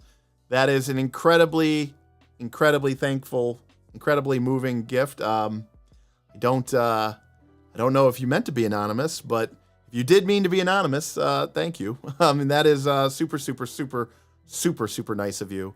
And you know what? Many blessings to you and many blessings to everybody in this community. I know that Knights of Last Call have a reputation for being cynical or grognardy or we hate things. But the truth is, we don't, and what Anonymous there just came in here and, said, y'all the best. That's how I feel. In the entire time that we've had this community, I've only had to ban one person. We attract good people who are adults and love this game. And we disagree, but we respect one another. And you know what? It's okay to not like everything. Not everything has to be for you. I don't like everything. And just because you like something and I don't like it doesn't mean I dislike you. And Overlord claims responsibility. I forgot to put his handle on the tip. Well, Overlord, this one is for you. So, namaste, sir. Namaste. Get the full horizon.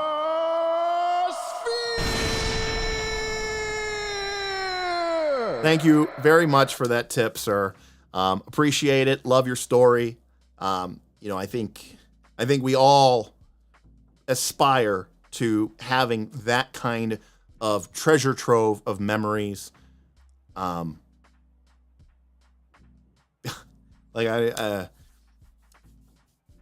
Like Smith and I were talking the other day, we're not like old guys, but we were both turned 40 last year. And it's like this realization that, there's a limited number of games that you get to play. There's a limited amount of time that you get to play them.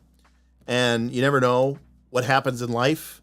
And I think it's just so important that we treasure that we even get to play these games. And that if you do have the rare opportunity to play it with your friends and people that you love, you should treasure that because it really is a gift.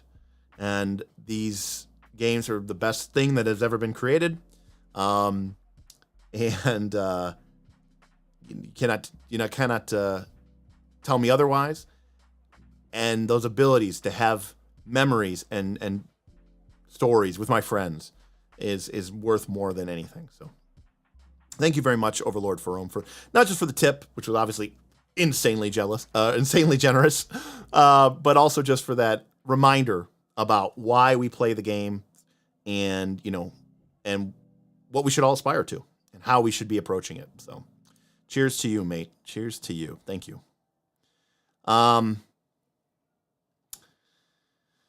Kragan says, I hate things. Y'all are okay.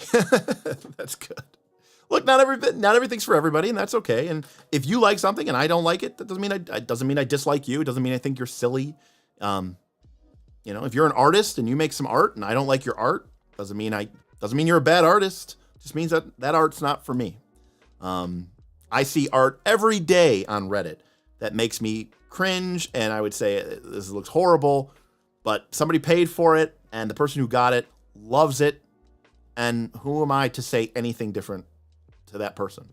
It doesn't mean I have to like it. And if you ask me, do I like it? I'll tell you no. But that doesn't mean that you're wrong or stupid or bad for liking something. Right, Damien, right. We never had to boot anybody from the stream until we started talking about the orc and we started having people come in. That's right. Yes, yes, exactly, Purple GM. Well said. Not everyone, including your friends, will like everything you like, and that's okay. And that doesn't mean that you have to go along with it, right? But part of being mature, it's like two sides. This is how I view it. Adulting 101. Part of being mature is, number one, being willing to compromise. To realize that, if you always want things to be your way, you're going to be very lonely and you're never going to be happy. You do need to find a compromise between things. If somebody wants to play this game, you want to play this game, you need to find a compromise, otherwise you're never going to get to play any games. But paradoxically, the other side of the coin is sometimes you got to stand up for yourself and say, no, I'm not going to compromise. No, this is what is important to me, but I have to be willing to walk. I have to be willing to say, I guess I don't get to play in that campaign. I guess I'm not going to be coming to board game night. I guess I have to move to the other side of the country or whatever. Like sometimes you have to be willing to stand up for yourself and say, I'm not going to compromise. This is too important to me. But that doesn't mean that other people have to fold. Sometimes that means you made your bed, you have to lie in it, right? So being an adult means managing those two things. And that includes people playing TTRPGs, and people should do that better. Gid is here. Good morning, Knights. Sorry, I am late. That's okay, Gid. We'll always wait for you. Speaking, we've got Overlord preparing for his amazing breakout Kickstarter as he chronicles 40 years of gaming with the same group. We've got Ryan, who's produced a very beautiful, nice journal here in the Min-Max Journal. And then we have Galarian In Depth, who is blowing up thanks to the recent interest in Pathfinder 2. Go check out his channel if you want to know about lore concerning Pathfinder 2's world of choice, Galarian. You can find him on YouTube. Just look for Galarian In Depth. Says what it does on the tin. It's really nice.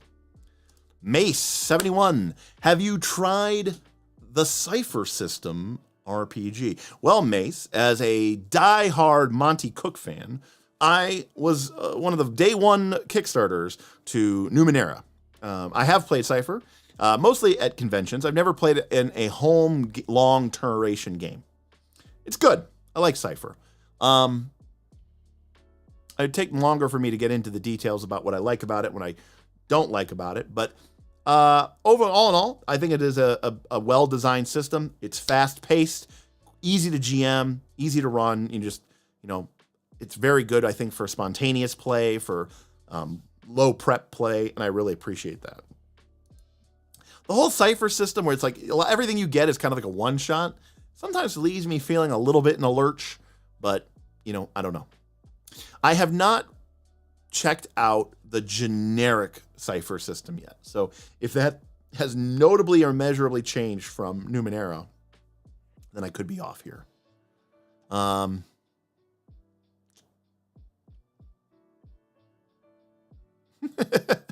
Lampley was standing in every AoE marker in Final Fantasy XIV, but dope shout out to the Min-Max Journal. Well, look, someone has to stand in the fire, Lampley, and it might as well be you. John says, and time is the only asset you have that you can't possibly know how much more you do have. Make memories, not regrets. Gladly, this inn is full of warm memories and camaraderie this evening. Absolutely, John. Memories to treasure with family and friends. Absolutely. Absolutely, Overlord. Being a newbie, everyone's old stories both make me sad and inspire me to get in my own personal gaming group together. Well, Frostjack, you know what they say. The best time to plant a tree was 20 years ago. The second best time to plant a tree is tomorrow. So just start. No time like the present. My compromise is we rotate the games we play because the company is more important than the thing we are doing. Agreed, 100%. However, the people I've cut from my life are those who fail to compromise. Absolutely. And like I said, there's a balance. You do need to strike a balance, and you can't always just compromise. You can't always just bend over, because sometimes there's things that mean enough to you? And maybe TTRPGs never get into that realm, but that also means you can't hold it as a gun to people's head. You can't be an ultimatum about it. You have to be the one to be the bigger person and say, look, I appreciate you all want to play this type of game. I have zero interest in playing that game. And rather than make you all feel bad because I have a personal choice, I am mature enough to understand that I wouldn't enjoy that game. I don't want to compromise on it. You all have a right to play it. I'm going to sit this one out, and I'm not going to be a big baby about it. I'll see you guys in the next one. And if that's the line you have to hold, then that's the line you have to hold. But then if you show up and you're just miserable every week because you're compromising, like, you're not doing anybody any favors there. So that's what I kind of was trying to get at there.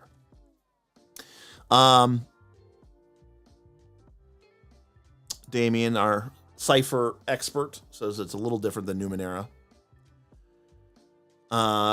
Nice. Purple GM says, shout out to Gid.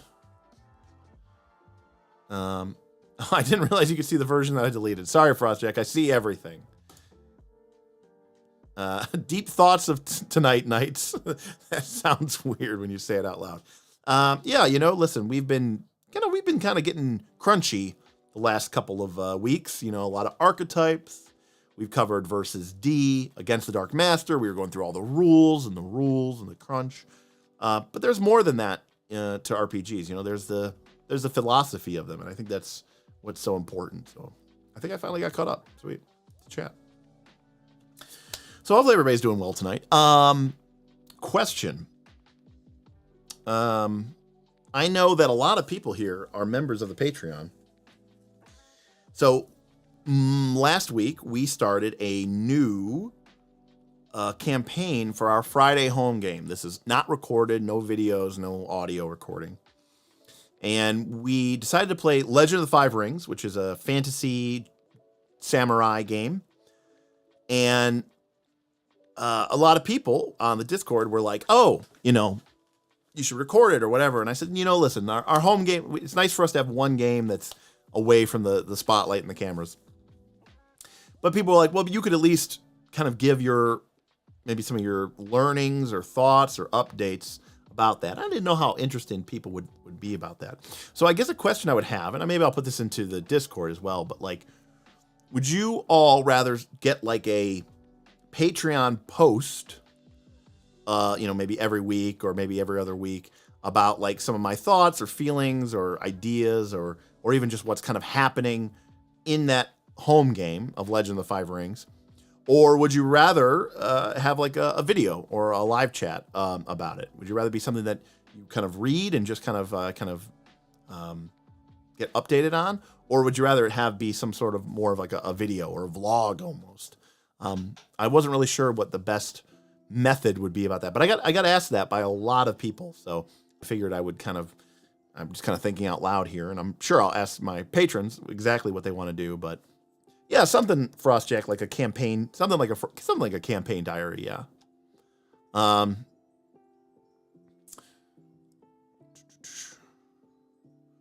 Maybe just highlight the learnings or tips. But that's what I'm saying, Rick. Should I do that as a written post, like a blog, or should I do it as a video, like a quick little, hey, update,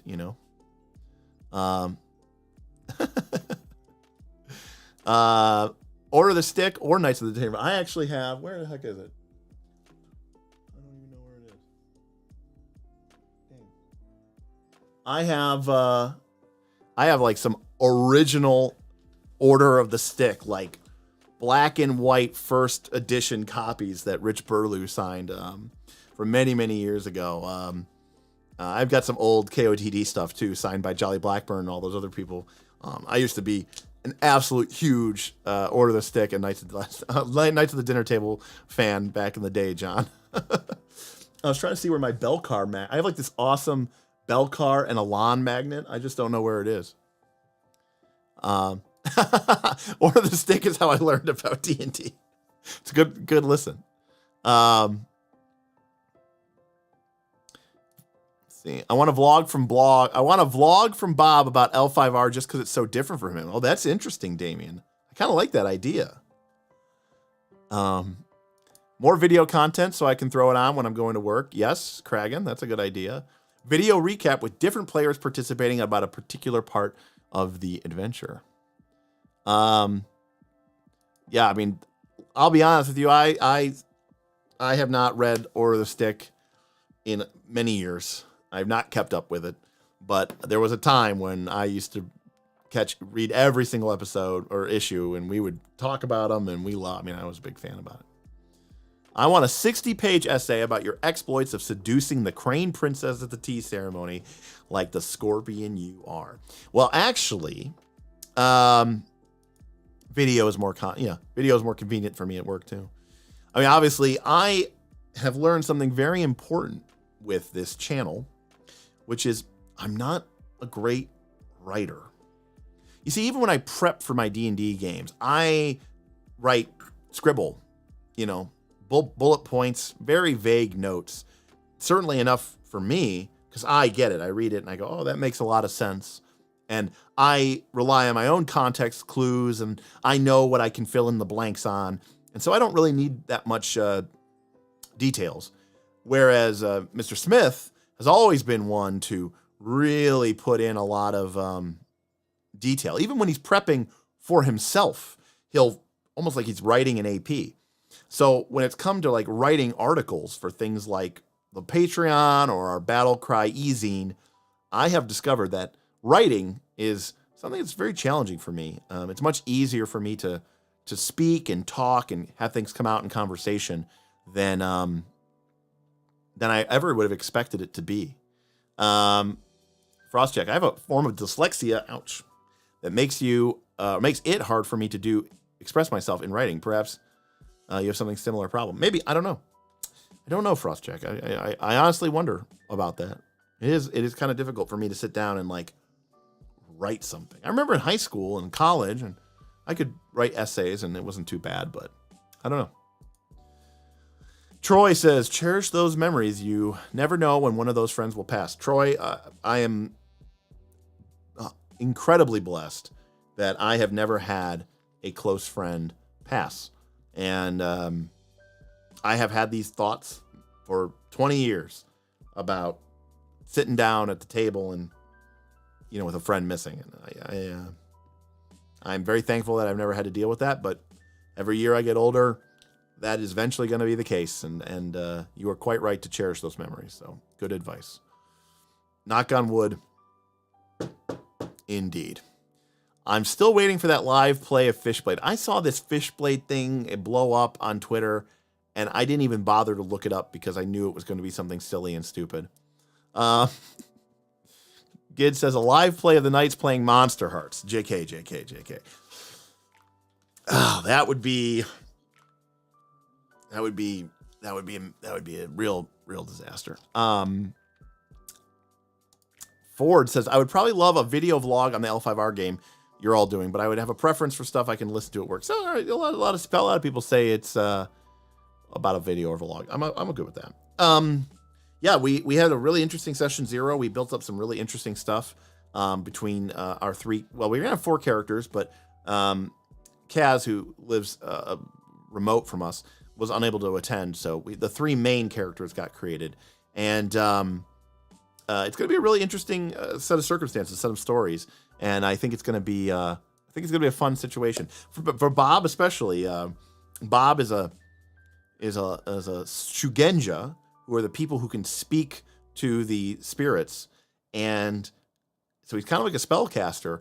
But spellcasters in Legend of the Five Rings are very much more like priests or intermediaries. And in his particular case, he is from a bloodline called the Kitsu, who have the ability to sort of channel the spirits of their ancestors. And for the members of the Lion clan that they are all members of, ancestor worship is paramount. It's very impressive. The most pressing thing to be done. And Bob has this idea of wanting to be able to reach back all the way through time and space. He probably doesn't understand this, but it's almost a little bit, it's like very Bene Gesserit-ish, where he like wants to be able to access his entire line of ancestors all the way back to the beginning of his family's creation over 1,000 years ago, as sort of like a testament to his power and his ability. And he has this like spirit mentor who has been guiding him, but it's kind of unknown. Is this spirit mentor really an ancestor, or is it some sort of supernatural force, perhaps an Oni or something even more dark and sinister? It's going to be very interesting, I think, as well. So we shall see how it goes out. And then Aaron is Samurai McSamurai. He is like the most he's like, I am a samurai. I was trained for war and battle. I know how to lead men and fight. I believe in honor, and I believe in the Lion Clan, and I will see our glory restored. So he's very much like, toe the line kind of guy. So it's an interesting comparison. And we should, we'll see how it goes out. Bob, 2 sessions later, I took Maho because it looked awesome. Maho, by the way, is evil blood magic. So that's probably right. But Damien, that's the kind of stuff I play for, A podcast style vlog could be cool too. Yeah, I think that would be cool too. Yeah, I'm really looking forward to it. And obviously, if you've been following us on our channel and you know that the studio, the walls are up. We've got to do some painting and start getting the lighting ready, but we are really, really, really close to being able to start doing some awesome live group in-person stuff. Not just games like Root, but also, night schools, night lifes, right? Where we can just hang around, but it's me and Bob and, all these, other guests of the show. Have people call in or dial in and be part of the show. So, we're really looking forward to bringing some people on. And actually, I can actually announce here that for our upcoming Root game, we are going to be bringing back Nick. Nick is going to join us in our Root game. That's right. So we are going to have Bob and Aaron, and our third player is going to be Nick. So Nick is, of course, played Escanor on the original Rise of the Rune Lords. So Nick, and of course, was a guest on many, many episodes of Combat and Tactics and Nightlife. And so Nick is going to be rejoining us, and he's going to be part of our Root series, which is going to be in person, like old Rise of the Rune Lords, but it's going to be live like we had for Quest for the Frozen Flame.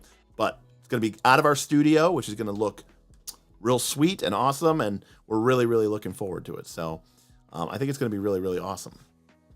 Like gym night. Yes, like gym night. I actually just got my routine locked in. I've been sort of messing around with some different things, feeling out what feels right and what I can do with the home gym, because I'm used to having a whole commercial gym, and now that I'm trying to work out of my gym at home, I've had to kind of change some of my lifts to see what I can do. And quite frankly, I'm so out of shape right now after 3 years or whatever of just being a sloth and lazy. I wasn't really quite sure what exercises I could do. So now that I've sort of figured that out, I've got a nice routine going, and I'm looking forward to getting back in the gym and being, healthy. How's everyone doing with Dungeon 23? I am behind, Gid, by about 2 weeks. So I got to catch, I get caught up is sort of a misnomer. I'm going to make some content here now that once I get a couple of, I got a list of to-dos here on this calendar on my right. And there's like 3 things I just like need to get done. And then like both for like personal stuff, my job stuff, and then for the channel stuff. And so once I can get those things dealt with, I'm looking forward to like busting out a couple rooms a day to try to get level 1 finished up and then move on to level 2. Is Quest for the Frozen Flame moving into the studio as well? I think it's been said, but I can't remember. Well, Quest for the Frozen Flame, we did book 1. We wrapped book 1, and it's kind of on a holding pattern right now. So, obviously, Quest for the Frozen Flame involves some players who live remotely. So I don't think that could ever really move back into the studio. But we wanted to kind of focus on doing some Root and some other stuff just to kind of provide some counterbalance and play to it. I do want to do something with Pathfinder 2 in 2023. I'm not 100% sure yet what I want to do. I've talked about possibly maybe bringing in some patrons as players. maybe resurrecting Rise of the Rune Lords. Quest for the Frozen Flame. The thing with Quest for the Frozen Flame is, I've read it. I've had patrons who are playing it or running it, and there's a lot of problems, I think, with some of the later books. And I say problems, and I don't mean to shit on the adventure, but there's some structural issues and some timing issues and some support issues. It's kind of a little wonky. And so I'd be hesitant to run Quest for the Frozen Flame as written. I would kind of have to scrap it and maybe kind of use bits and pieces of it to try to get it towards some sort of conclusion. And that just, is a lot of work. Pathfinder 2, for me, is a fairly complex game to run. I know some people can run it with very low prep, but given the complexity of the monsters, the encounters, I don't like to just have a blank map. I like maps that have texture, detail, terrain, things to have cover, things that difficult terrain so that people with fast movements rates feel more appreciated, or have the ability to fly or float or jump, or have something like the ability to move through difficult terrain, water, concealment, cover, hard cover, light cover. I mean, these things all add tactical depth to a map that I think, quite frankly, a lot of Paizo maps do a bad job of, and a lot of people at home's maps do a poor job of.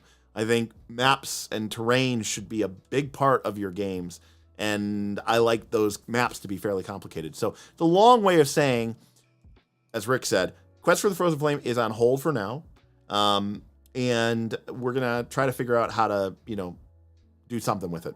But we might have to, rejigger it to be sort of more of like an open world sandbox, because I just don't feel like I'm going to have the kind of experience that I want to have if I just kind of continue to play the adventure, which feels fairly railroady to me from this point on. It was already getting pretty railroady as we move towards the end of book 1, and I don't like that. That's just not the kind of game that I want to play.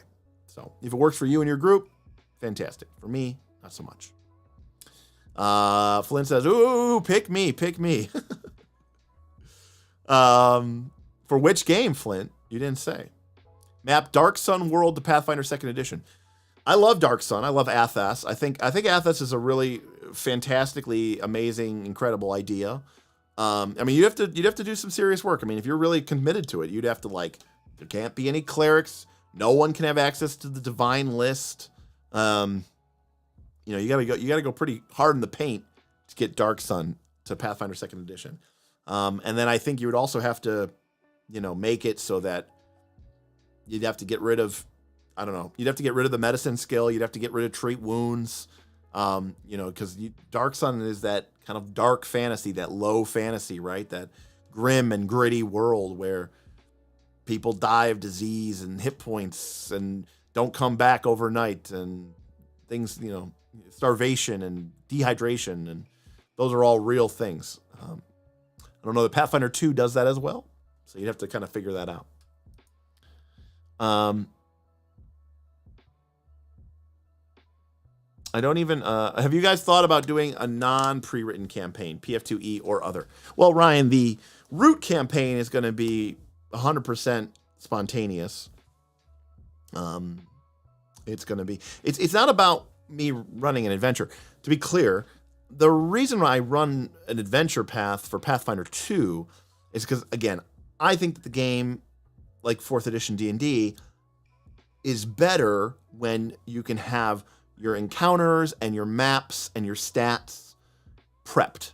And when the encounter is put together with care and concern, and that the monsters that you're going to be encountering in combat, which can take a while, have interesting game elements that make them a fun foe or a fun combat to play for an hour or 90 minutes.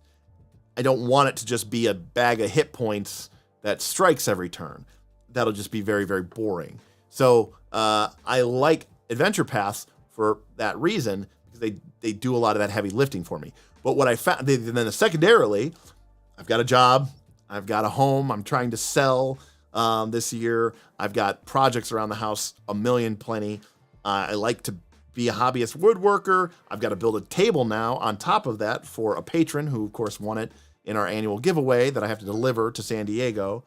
And I have these live streams. My point is, the idea is, wow, an adventure path could save me a shitload of time, but it didn't, right? I almost ended up rewriting most of the encounters from Quest for the Frozen Flame.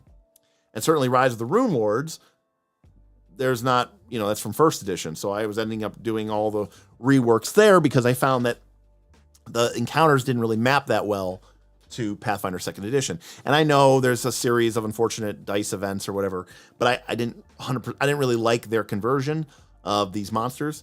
And so I ended up always making my own there as well. So long story short, doing PF2E sort of low prep, no prep, very difficult, I think. For me, maybe not for you, but from my personal expectations, I think it's challenging. And time intensive. Whereas some of these other games, even if I have all the time in the world, and I wasn't running a YouTube channel, this is long before I ever had a YouTube channel, I didn't really do any prep for those either. I would just show up to my friend's house on a Saturday to play Blades in the Dark and have nothing prepared except for, a stack of index cards that were, the clocks that were left over from last week or from 3 weeks ago or whatever that were still ticking. And, we'd get there, we'd flip through them, we'd remind ourselves what these all were, we'd put them out onto the table, and then I would say, okay, what do you guys want to do? And then we would just go from there, right? So that's literally the definition of a no prep play. And that game system, I think, for me personally, supports that much, much better. So, Shadram, yeah, I'm running it. Oh, talking about Quest for the Frozen Flame. Started book 2, although almost none of what we're playing is as written. Now that the following of Escape the Burning Mammoth, I want to make it a sandbox. Yeah.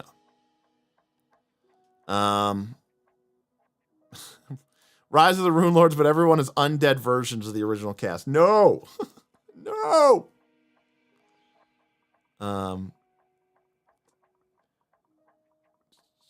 None of these things seem super compatible with 4E either. How did Dark Sun work in 4th edition? They had some optional rules for it.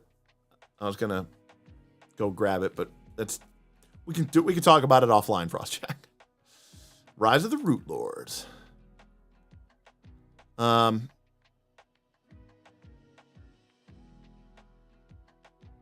Have you considered a possible KOLC AP editor series to fix issues? Oh, I see what you're saying.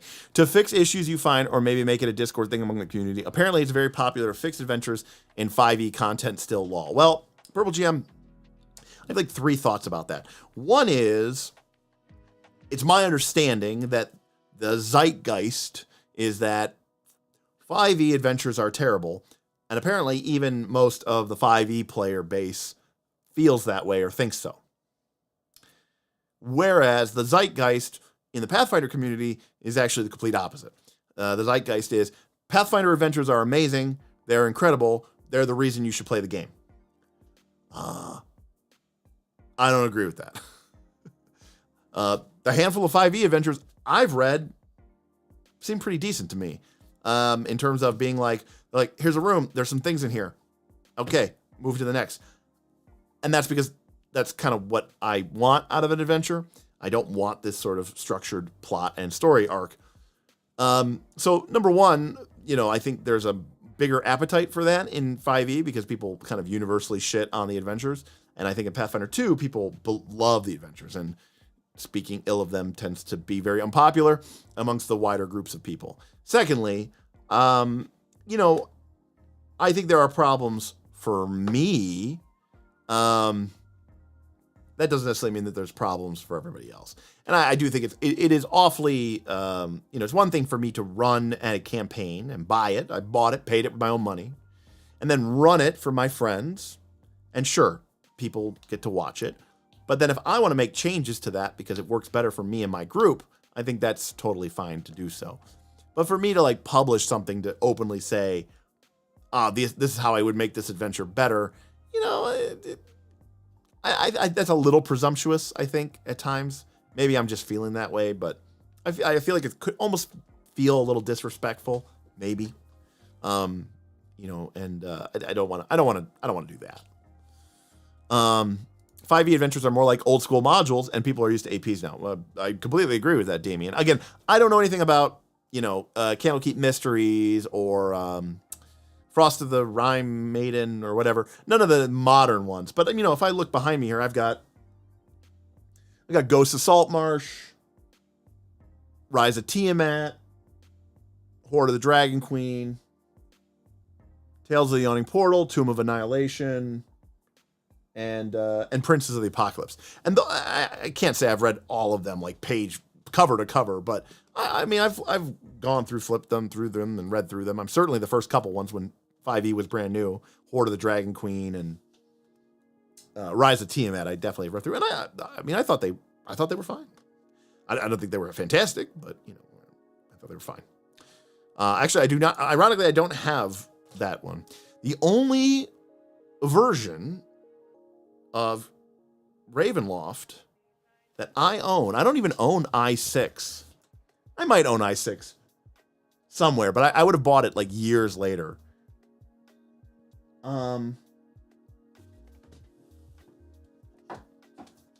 This is actually the only copy. This is the only version of Ravenloft that I have, which was the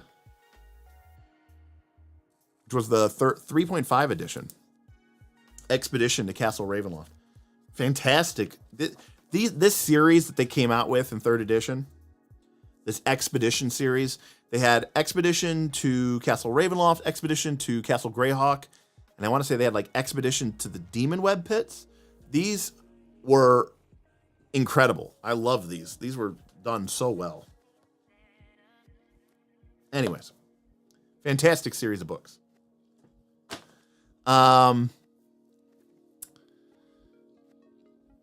see. I think the issue comes from the fact that you usually have different writers for each book in the series, and due to that, there's a certain amount of lack of consistency. I have definitely noticed that as well. I think that's just the nature of having a design team that is mostly, contract work. And you say, hey, write this adventure, and hey, you go write this adventure because we have to meet a timeline. I can't imagine. They basically have to come up with one adventure a month over there at Paizo. That's crazy talk. So you basically need 3 or 4 authors to be able to write these things and meet their production schedule. And sometimes the tonal shifts, the inconsistencies, they can crop up, and I notice them. Maybe other people don't. Other people enjoy them, and that's awesome if they are enjoying them. I'm not trying to say that they are unenjoyable. I'm just saying I don't enjoy them.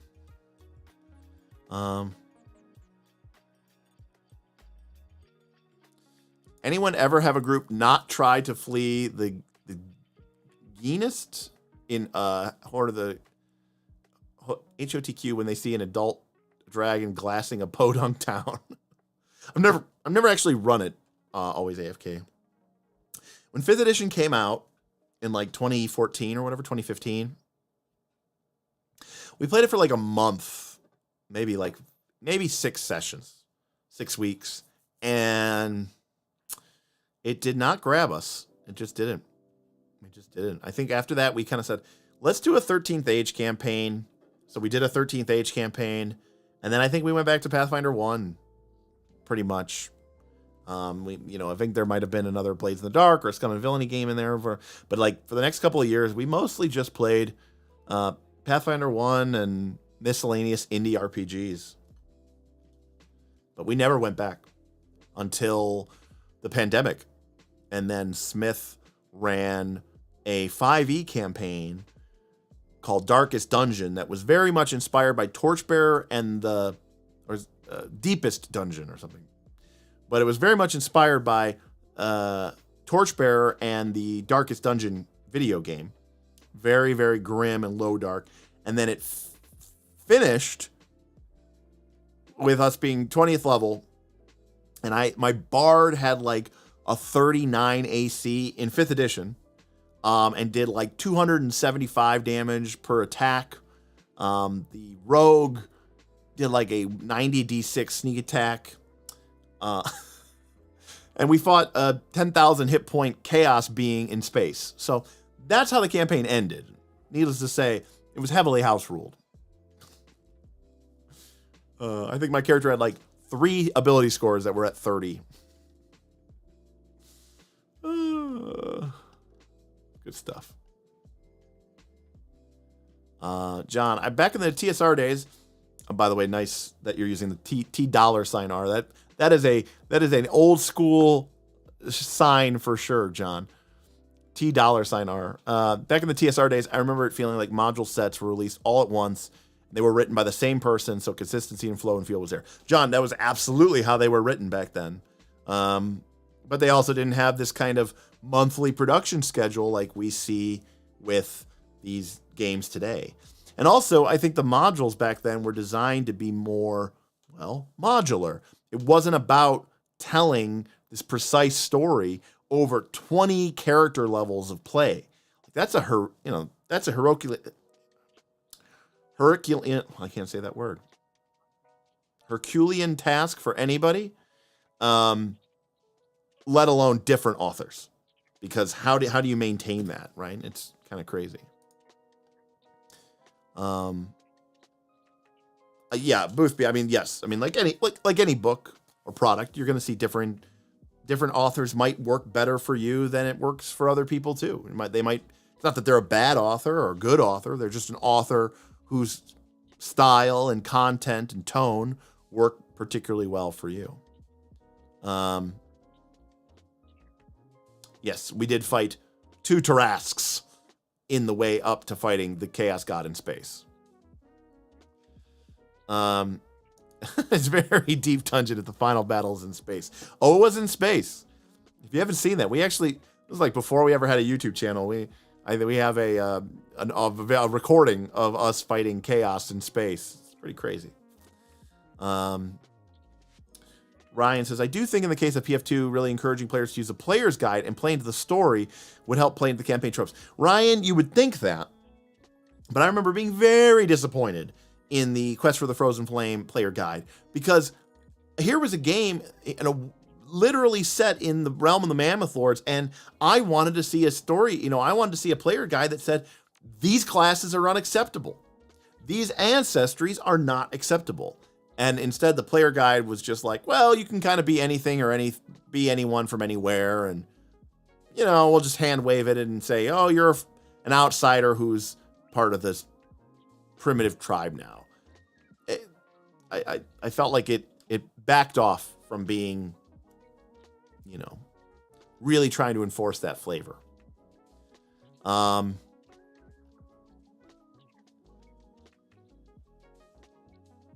The Undead AP says that. I have heard that the Undead AP is a lot more, focused on that. I think my dog is...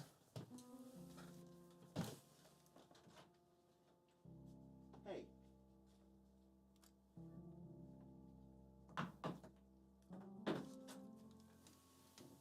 All right, well, my dog was getting into the trash. She was not being a very good girl.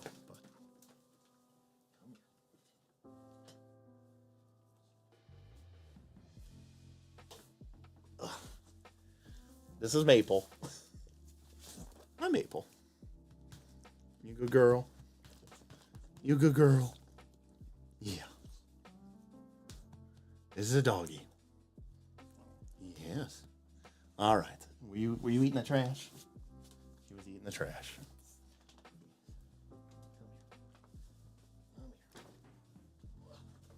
And this is our other guy. This is Zeus.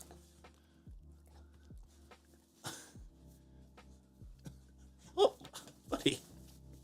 He wants down. And now they're running around. Anyways. They were getting into trouble out there. You guys were being bad. So anyways, Thank you.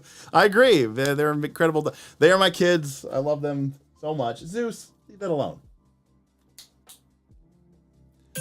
Thank you for the super chat. Just show the dogs people go. Oh, they're beautiful animals. They are. They really are. They're great dogs. Very loyal. Very fun. Love them so much. And I wouldn't know what to do without them. So thank you for all the wonderful things about the dogs. So anyways, Pathfinder 2, we want to do something for it, but we've been focused on Pathfinder 2 for close to 2 years now with this stream and this channel, and there's a lot of other role-playing games. So for 2023, we really want to kind of strike the balance and try to talk about Pathfinder 2. We're going to finish up archetypes here in the next couple of weeks, and I want to do something with Pathfinder 2 in terms of a game. I just want it to be a game. I know this is going to sound stupid. I just want it to be a game that I'm going to really like. I want to love it, and I want to play it.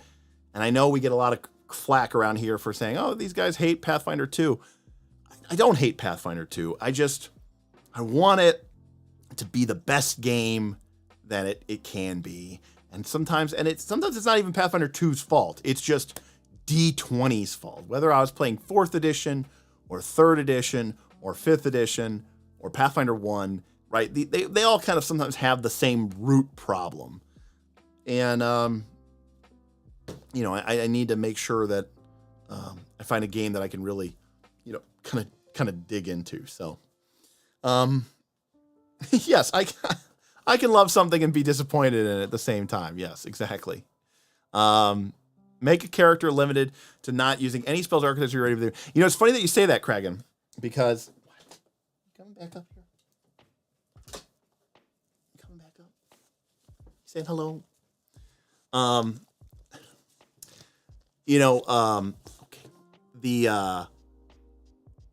We were gonna do, we do these kind of holiday streams where we make, characters or whatever. And for the Poppet adventure, we were like, okay, we're gonna make Poppets, but we're gonna make these like the most powerful, hardcore character classes that we can, right? We're only gonna use A-level characters because we think it'll be funny to have these like really powerful characters. So for the Poppet holiday adventure, we had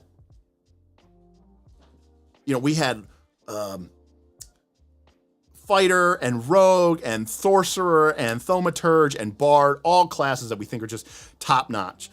And so we joked about if we did another funny stream someday, that we should make a stream where, or maybe even like some sort of special challenge where we bring in some like of our best players from our Patreon Discord, and we say, okay, but you have to be like an oracle and an inventor and like a witch and just like the worst classes, and then like throw like severe and extreme encounters and then see how they do. We just thought that would be really, really funny. But we'll see how we get to it. So the dogs have run downstairs. Sounds like they're being fed. And I myself am kind of hungry. I did not eat dinner tonight, so definitely want to get into that. I think there's some chicken wings waiting for me. I'm really looking forward to that. I thought today was Thursday, so my whole day is confused. So we're going to be back in 2 days. We're going to talk about Pathfinder 2. We're going to be talking about archetypes. Last time wasn't actually that bad. We talked about some nice archetypes last time, so maybe we just got a rough patch in the first half of the alphabet. Maybe the second half of the alphabet will be a wonderful, beautiful experience. So looking forward to that, hopefully, tentatively. And hopefully we have a good experience with that. So we're going to be covering, I think, martial art. I think we're covering M's. So I think we're doing martial artist and some other stuff. We did martial. We didn't make it through all the M's. But we're going to be picking up with like martial. Didn't realize this was on. Had your treasure vault first look on. Okay, what'd you miss? Mike T, we covered everything today. We talked about why we play these games, memories, friendship, generic systems, Pathfinder 2's place in the adventure path world. We talked about Dungeon 23. We kind of covered a bunch of stuff tonight, Mike. So you're gonna have to come back and watch it. I don't know what else to tell you. Watch it on 2x speed. It'll go a lot faster. So, anyways, thank you everybody for coming in for us tonight here and hanging out with me. Thank you for your questions. Thank you for your time. Thank you for your patience. If you're not a subscriber, go ahead and subscribe, leave a little comment, click the bell so you know when we go live. It's Tuesdays and Thursdays at 7 p.m. And sometimes we do a third stream per week. So sometimes you get, 6 or 7 or 8 hours of content from us every single week. I can't remember exactly what we calculated, but there was 1 month last week, or last year. There was a month last year where in that month we put out more content than the other 10 Pathfinder 2 channels combined. I'm just saying. Anyways, thank you to our patrons for supporting us. Thank you to our incredibly generous tips, super chats, donations. You all are why we're able to do this. We don't get the views because we don't say what the masses want to hear. And we rely on you to keep us doing this. So thank you so much. We do it for you, and we do it because of you. So thank you again for everything that you've done. And we'll see you next time on Knights of Last Call. Peace out.